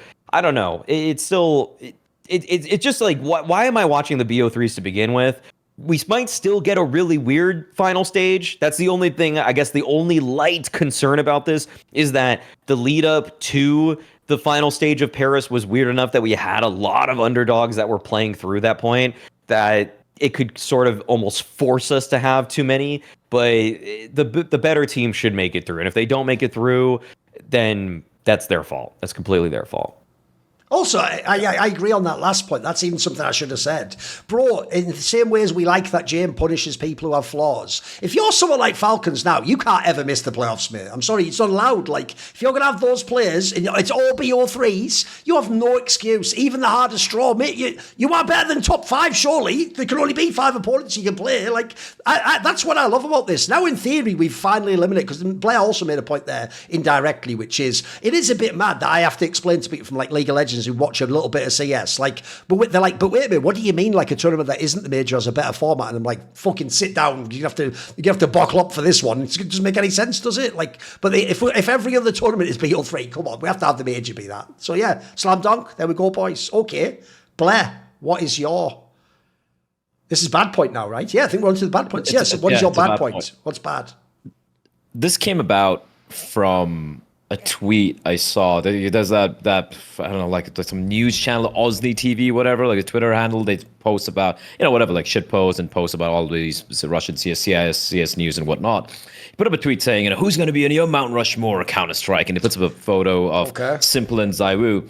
And for me, immediately I was like, has to be Neo and Forest. He said Counter-Strike, has to be Neo Forest and Simple and ZywOo for the latter years, right? Just slam dunk. Then I look at the replies from a lot of people, and some people, they played against plumbers. Right.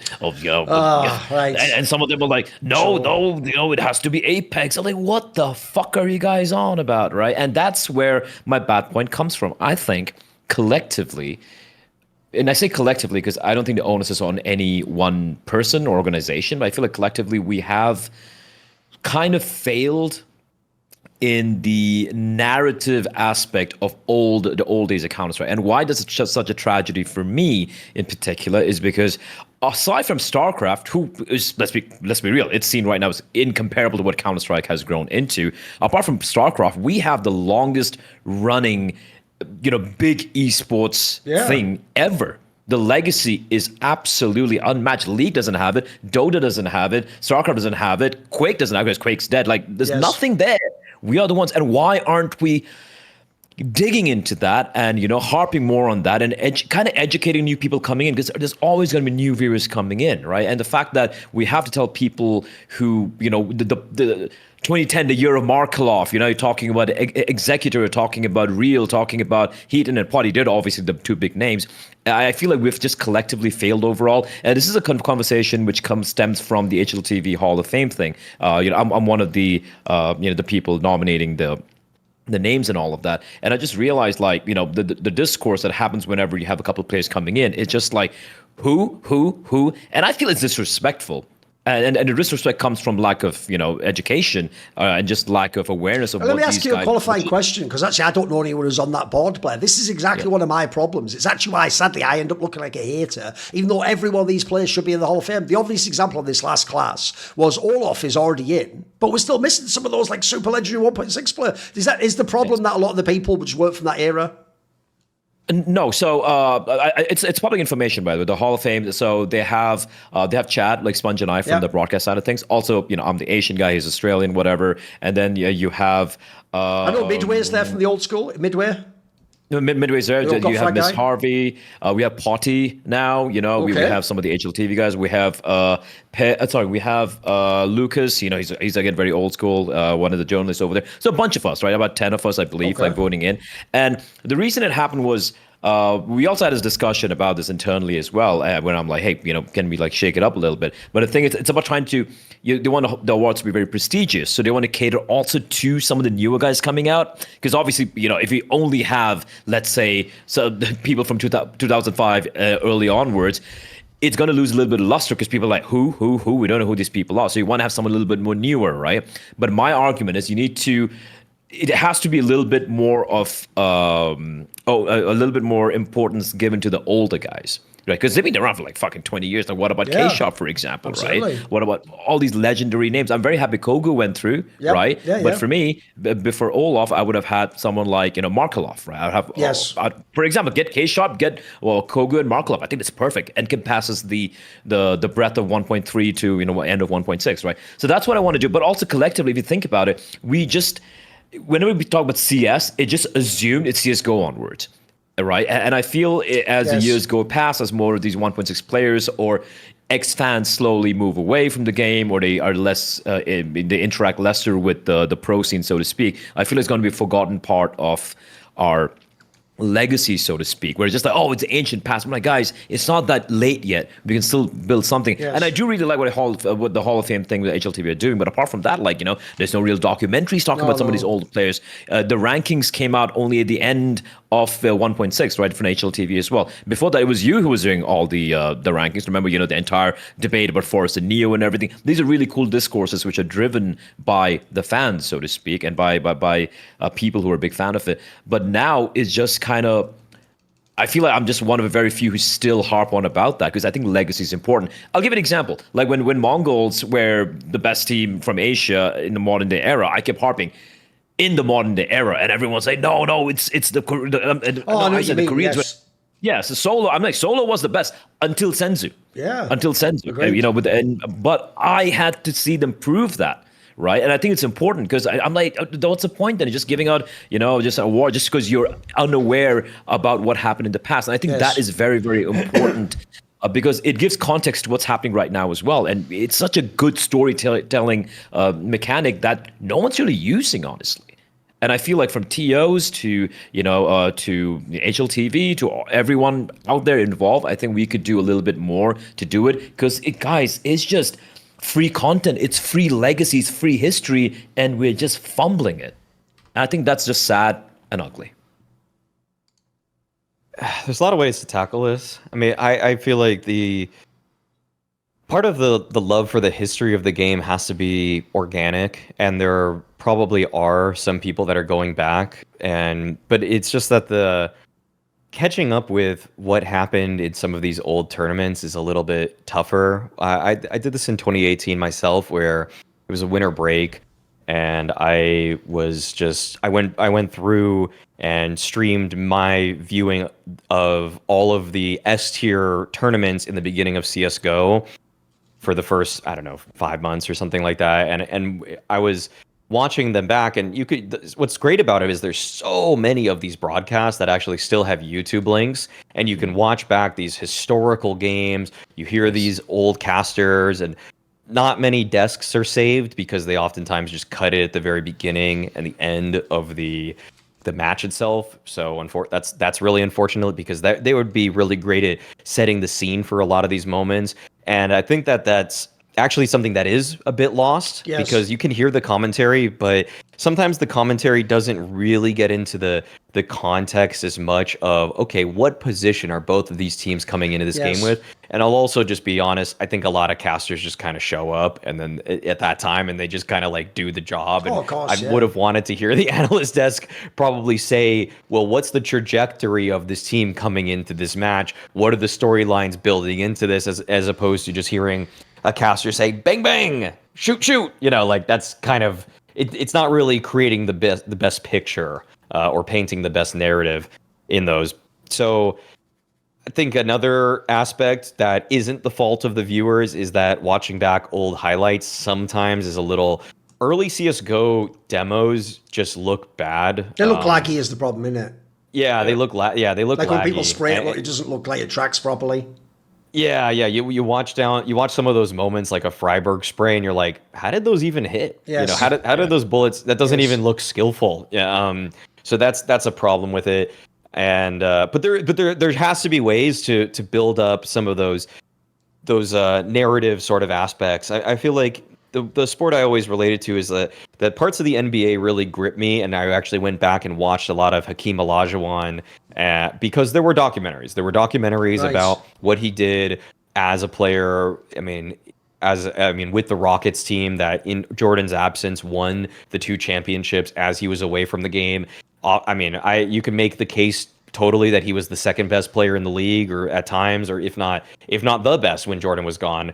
And so I felt like, okay, wait, who is this guy? I mean, like then I'll go back and watch it. But the thing is that the footage is so well preserved of the NBA. Yes. It's like, and you can totally appreciate all of the skill that he had in those moments, because the recording is just him actually playing. And so that part I give a pass to some of those the new heads that are not really up to date on everything like that. Like, if I go back and watch Neo highlights from 1.6, which I have, some of it looks cool, but I'm not really always sure how hard certain things were back in the day.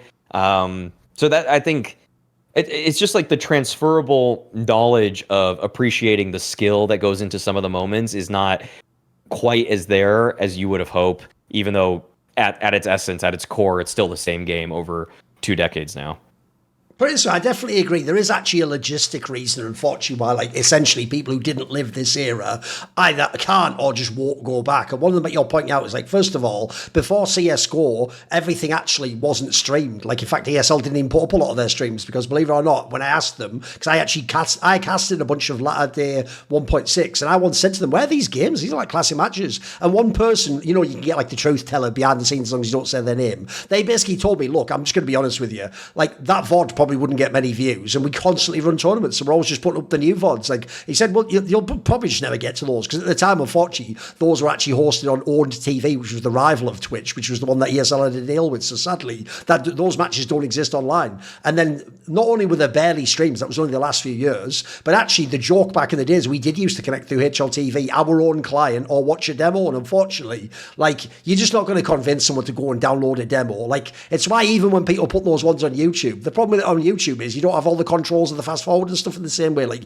you can do it a little bit with the YouTube overlay, but you could do all sorts of crazy shit in the demo players back in the day. So I do get logistically. Also, I agree with Maui, actually. The reason why I know from my own experience that you need, like, essentially all the shoulder content and the build-up and the presentation of the analysis to get into the game is I've done that myself. Like, that's how, if people don't know, the joke is the reason you're watching this show now on the Last Free Nation Network is because Monte Cristo did that as a commentator in League of Legends. When I was someone who was an elitist from Quake and Counter-Strike and a bit of StarCraft, and I heard this game called League comes along, and I'd even played Dota when it was like Dota All-Stars, and I was like, so it's like some shit little kids knockoff of Dota. When I started just doing interviews because it was a massive game for my job, I actually watched some of the Korean games where Monty was the commentator at the time. He was the colour commentator, and this is what he would do on every match, and it was worth its weight in gold. He would start the broadcast by explaining what patch the game was on, what changes in that patch, and then, are you ready? I'm not exaggerating, by the way. I always tell people this. I copied some of my style of narratives off Monty because he invented some of this shit in esports.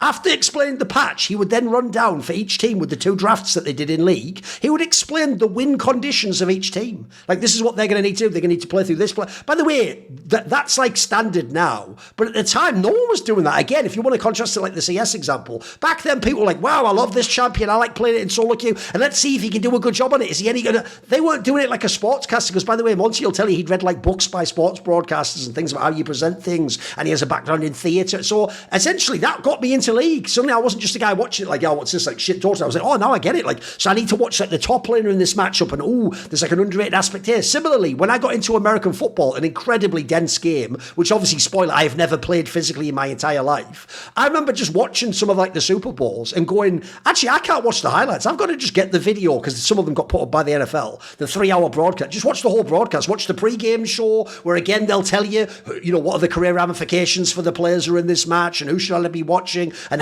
which one's better defensively. You know, all that info is actually really key for, as you're saying, Maui, like being able to even interpret what you're watching. Because if you weren't there and you didn't play that era of the game, there are so many things you're going to miss. Like in the NFL, for example, you won't even know the rules. Like, did they have hard defense then? Were they allowed to pass? Who knows? But so I do think we're missing that in esports. By the way, to be fair, if I ever get the opportunity, I'll do some of this myself. Is there an area where I could potentially do some things of my own? And then also, I definitely agree. The one that did trigger me is when you said that thing where they go, who cares about, not even Potty, Forrest and Neo played against plumbers. Like, I will not accept that for 1 second, because here's why. I'll tell you a really interesting piece of transitive logic that people use about people like LeBron and Kobe that will actually blow your mind if you're an NBA fan who says that Michael Jordan played against plumbers. Someone made the point, right? Kobe was in the 90s when he was young. LeBron came into the NBA in 2003. That means logically they played against players that played Michael Jordan. So why didn't they just score 100 points a game by your logic, guys? If those guys were like primitive cavemen in your world, and then the LeBron era are like fucking floating like Saijin, then he should have scored 200 points a game, shouldn't he? But he didn't. It looked to me like he was still just a very good player, and they were very good players. So similarly, Forrest played your favourite player in CSGO, you idiots. Like, it's not like he played in the Stone Age like Potty did. He actually played, essentially, here's the analogy. If you want an NBA analogy for CS, right? Yeah, maybe Potty's era is like Wilt Chamberlain, the really old school that no one's ever going to go back and watch.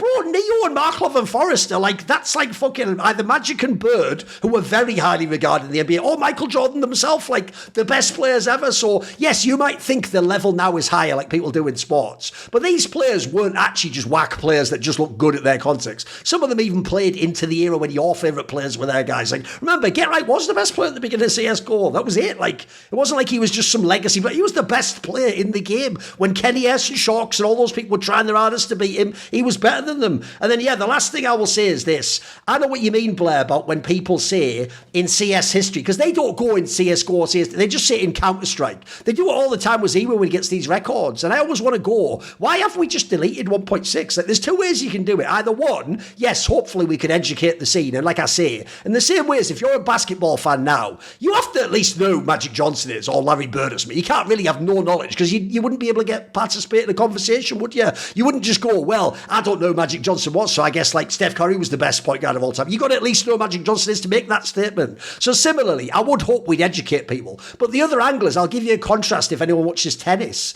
In tennis, they very famously, because the sport has like 100 years of history, they call all the modern records the open era, because that's what it was called, right?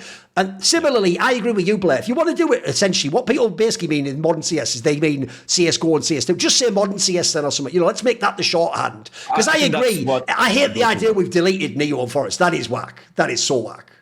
And it's also like so egregious because like not only were they the best at 1.6, they were also they won. I mean, Neo won the second major, right, in CS:GO, and then obviously Forrest was in NIP. Like it is so whack. But I agree with you. I feel like as CS, because obviously the record keeping, assuming Counter-Strike lives for the next, let's say 15 more years, right? A new CS3 comes out or whatever. Now we're going to have about 25 years worth of modern day CS and then the prehistory. So I'm okay with that. Let's call it the modern day era of Counter-Strike and modern CS, and you just treat 1.6 as a legacy. But I would say this, even though financially I know it's very unviable and all of that, it would be cool to have, you know this, right? Like you as a cricket, as someone, you know, for the UK, you know about the Bodyline series in cricket. Maui probably don't know this.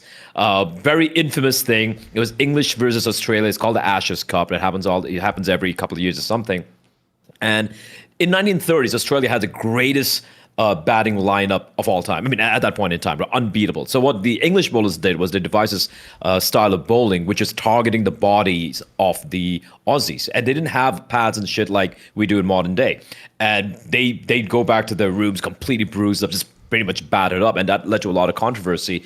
There's not much of like TV footage of that thing, but they've made like I'm not saying we need to go the documentary out or whatever, but just the storytelling is why I know about Bodyline, even though I'm not a big fan of cricket, right? But if you're even like a casual modern day fan of cricket, when someone says Bodyline, they remember that. So something like that where the legacy, I'm not saying we have to, you know, put everyone who played in 1.6 or 1.3 or whatever in the pantheon of the greats, but there are some, and I know the Hall of Fame is doing a good job of it, but like having these must-watch pieces or must-read pieces, for example, I think would do a good, just eulogize what was such a beautiful part of the history of this game, at least for people like myself, and I'm sure for you as well, Duncan. Also, one last thing to say on this is, the good news about esports is it moves so fast. All of you watching this show right now will get to experience, not even in your lifetime, in the next 5 years, you will experience exactly the phenomenon we're describing if you're a modern fan. Let's say you watched since like the end of CSGO. Let's say you started watching in 2021. You're thinking the same thing, like, well, no, my players were excellent. Or just wait in 5 years when they tell you that, like, Yekindar was a bomb, he never played anyone good. Simple. Who the fuck was he? That was like the old version of the game.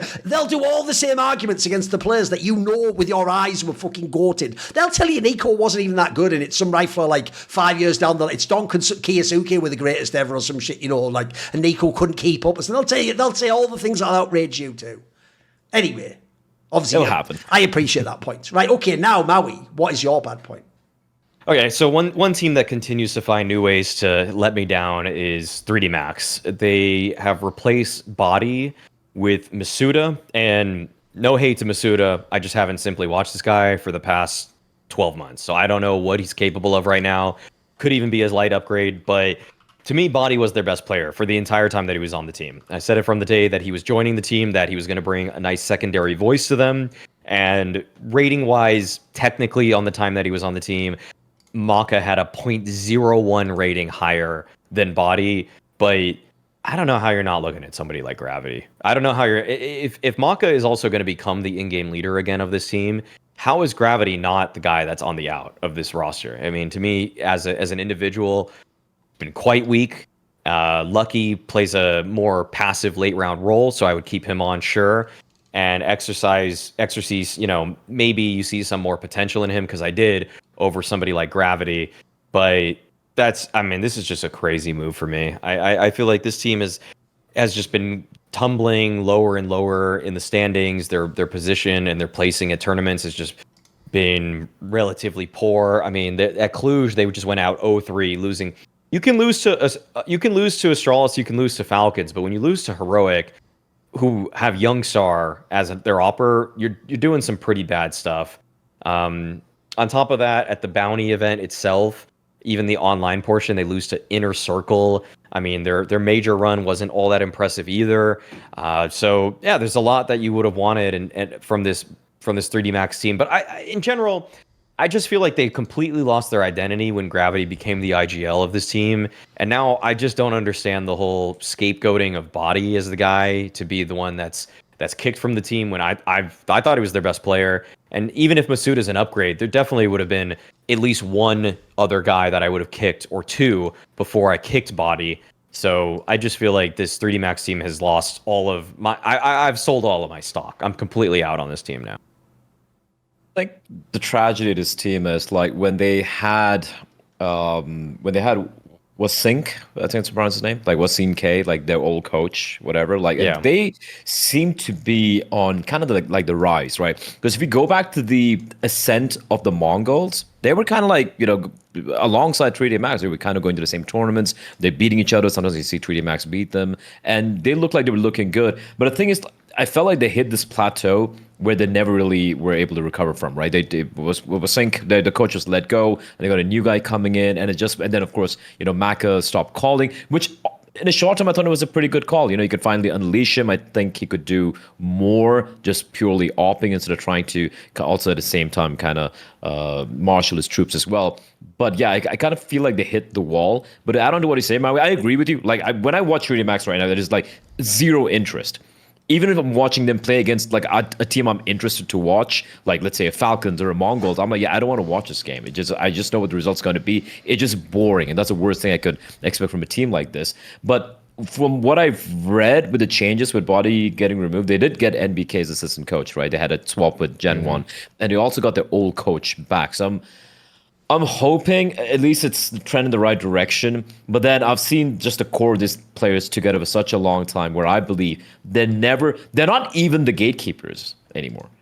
They're like the guys outside the gatekeepers, whoever you call that, right? Like the second barrier of entry. And unfortunately, I just feel like that's where they're going to remain as long as the majority's core remains together. They've just been together for such a long time, man. Like, apart from a couple of changes here and there, I can't expect, even with NBK coming in as a coach and whatnot, I just can't see them get better with this core remaining here.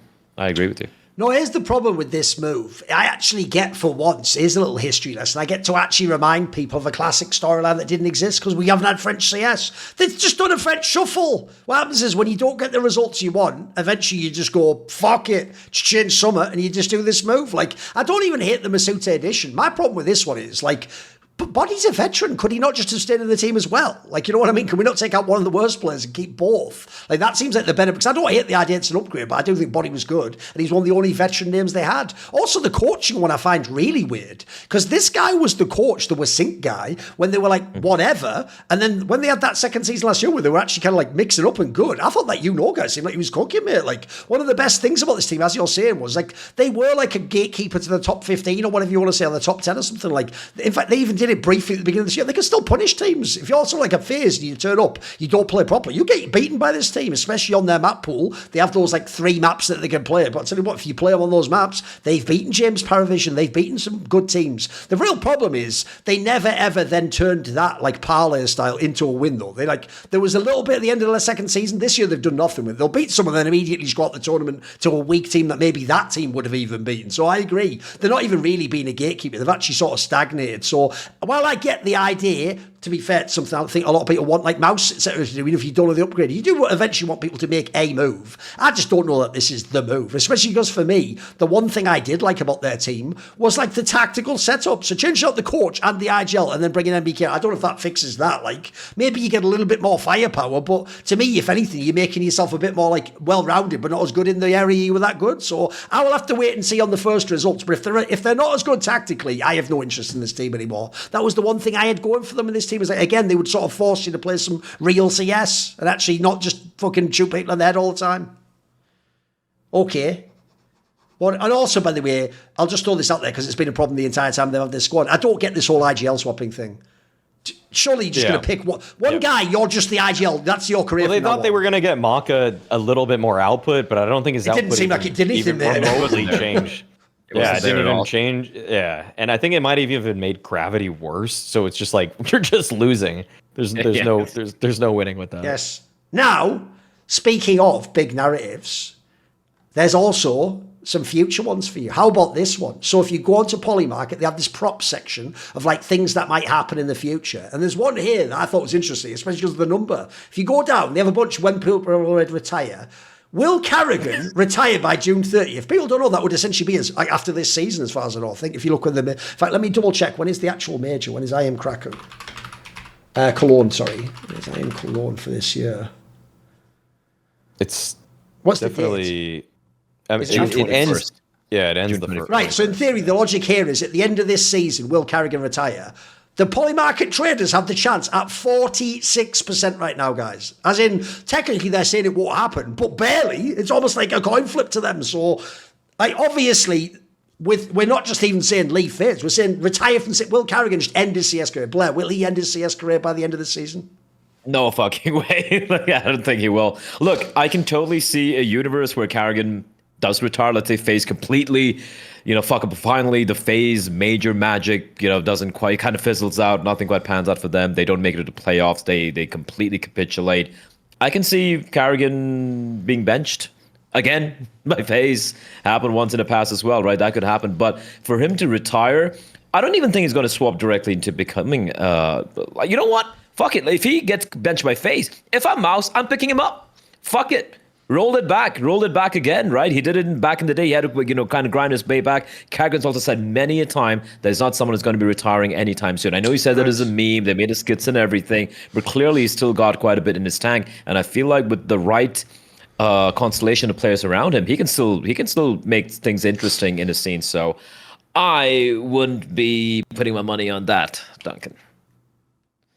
It's crazy that the percentage is that high. I think there's no chance. I legit think that there is no chance that he retires by that time. I mean, that HLTV interview he had a while back about at the major was like, it's not about 2025 anymore. Was talking about looking forward to the future of FaZe. I mean, that was he's focusing on 2026 while directly competing in an event. And I think karrigan's tone has changed. The one warning sign that points in the direction that there would be a retirement is that oftentimes when karrigan got eliminated from some of the biggest tournaments in CS, he would talk about how he still hopes that everybody still rallies, everybody still watches these events, these break viewership numbers, that we continue to grow the sport. But I find that his interviews now are a little bit more frustrated, or that he's a little bit less engaged with that side of it, and I think that's probably more though just because he knows he has a lot on his plate right now in terms of fixing the mess that FaZe has put themselves in. And I just don't know. I don't think he's going to retire by that time. If you said within a year, we have a different conversation, because if it's 2 consecutive seasons of failure, then perhaps, but he can weather the storm on one bad season. I'm so shocked that this is so high. Especially if you look at the right-hand side with Fallen, it's 11%, and he's been teasing retirement for the past fucking 1 year. But anyway, I will say, here's the difference. When they had a similar market for Fallen, he does endlessly talk. He basically makes it sound like the second he actually thinks this team's done, he's gone. Like, he almost implies he's only here because they asked him to stay. And that's it. Yeah. It's even implied, by the way, it's one of the reasons I unfortunately don't give him as much credit as other people. It's even implied he only did this, I swap off the AWP thing, as like a last gasp thing. He don't even necessarily what he wanted to do. I imagine he still wants to play on the AWP. So my problem with this is, I also agree that I don't think it will happen. But I'll give a bit more like nuance, and I'll do a devil's advocate position. Here's the problem. I agree with both of you that I don't think karrigan wants to retire or is even thinking about it. So I think the only way it can happen is if he is basically pushed into that situation. So I've got 3 angles for you here. One is, I've teased this previously, but I basically heard last year that the reason there was that really weird timing when they signed Jacob and got that roster together and Brokey came back, initially they didn't say actually who like Jacob and Twists were like replacing or whatever. Like, I think they initially made Jacob replace Elise, but then they didn't say who Twists was replacing. They listed all the players, and at the time it ended up that Rain got benched, right? I heard a little birdie told me that within FaZe no one knew who was going to be gone, and it might have even been implied maybe Rain was trying to become the IGL of FaZe and then karrigan would have been benched. Like, so if it's possible that FaZe benches him, then look, my problem is I'm with you, Bleh. If he still wants to play, that might even be what spurs him to join another team. But if somehow that's like the bomber that, you know, no one believed him and it was his project, maybe that can get to him emotionally. The other 2 angles are, my problem is I've just never had any indication, privately or publicly, for the last 3 or 4 years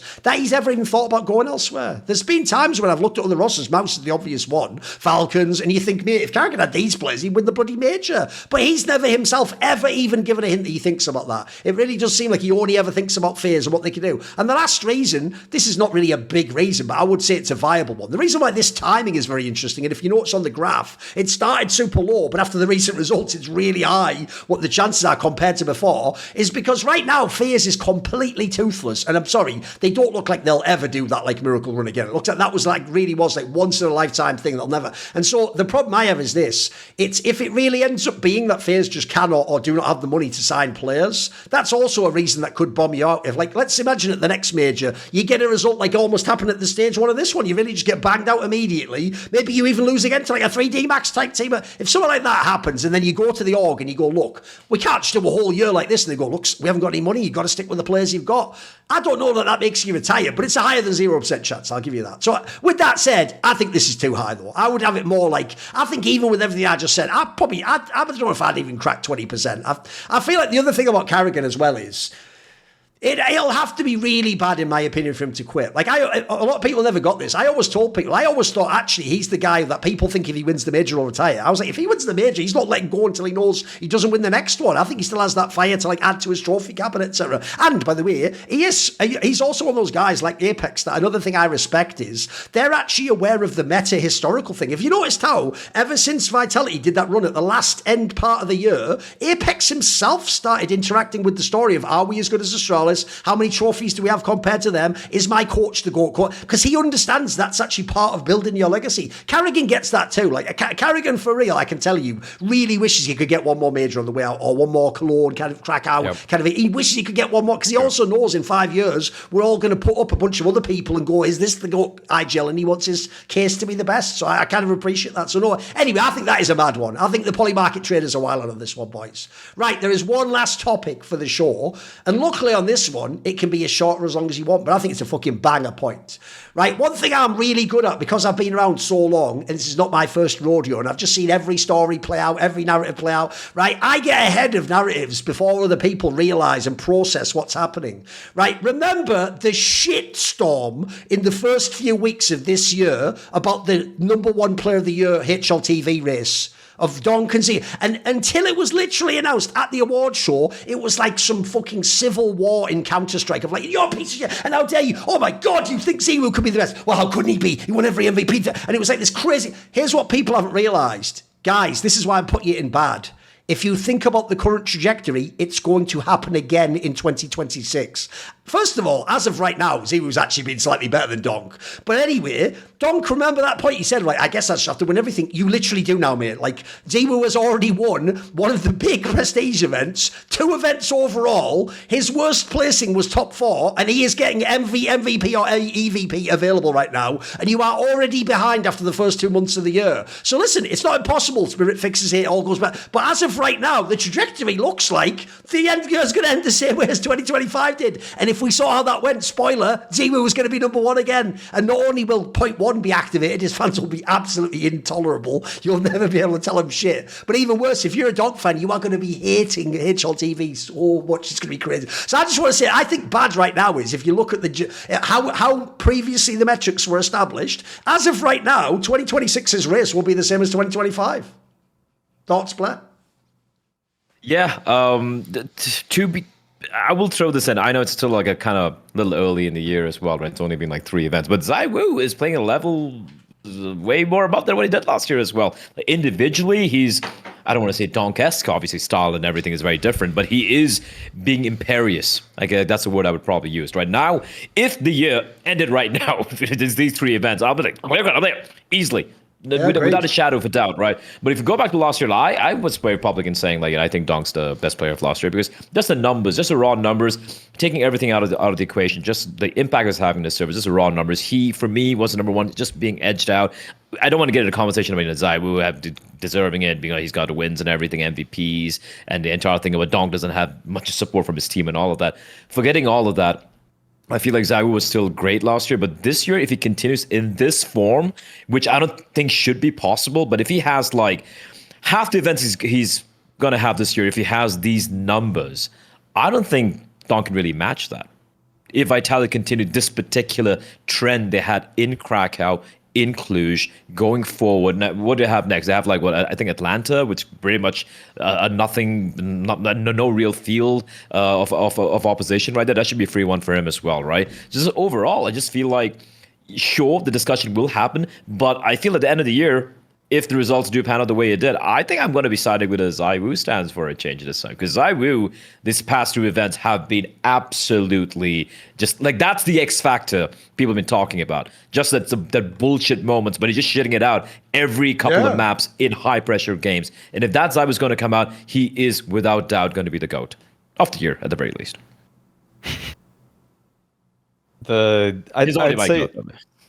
I'd say one of the worst aspects about it is that I actually brought this up on a point on many podcasts ago, probably around 5 months ago. I brought this up on a podcast that because Spirit are skipping these events, it's going to hurt when the argument at the end of the year comes down to the lack of sample size. And that's exactly what happened. That's exactly what happened, where Donk didn't have the sample size, according to Striker, to put forward an argument to be the world number 1. And that's exactly what I said was going to happen, because they skip out on these big events. They try to pick their spots. And the weirdest thing about it is that Holly and Spirit thought that more teams were going to skip Cluj. What are their sources? What are these awful sources? Did they just get lied to? Did they call Vitality on the phone and they said, Vitality, are you going to Cluj? And then Vitality said, no, you can skip this one. And then they hung up and laughed because they said, another free MVP for ZywOo as Donk isn't here. Is that what happened? Like, that's what the level of nefarious that it feels like we're on right now. Or it's just ineptitude on the side of Spirit.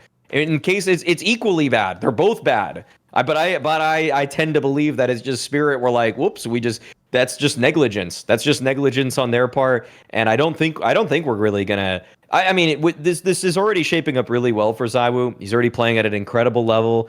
I have to praise him for about 4 minutes now. So at this point, just fast forward the podcast, because he's great. He's excellent. Doesn't make very many mistakes. He's such a smart player. He's one of the greatest we've ever seen in the game. Donk is not putting up as many numbers in deep performances as ZywOo this time around.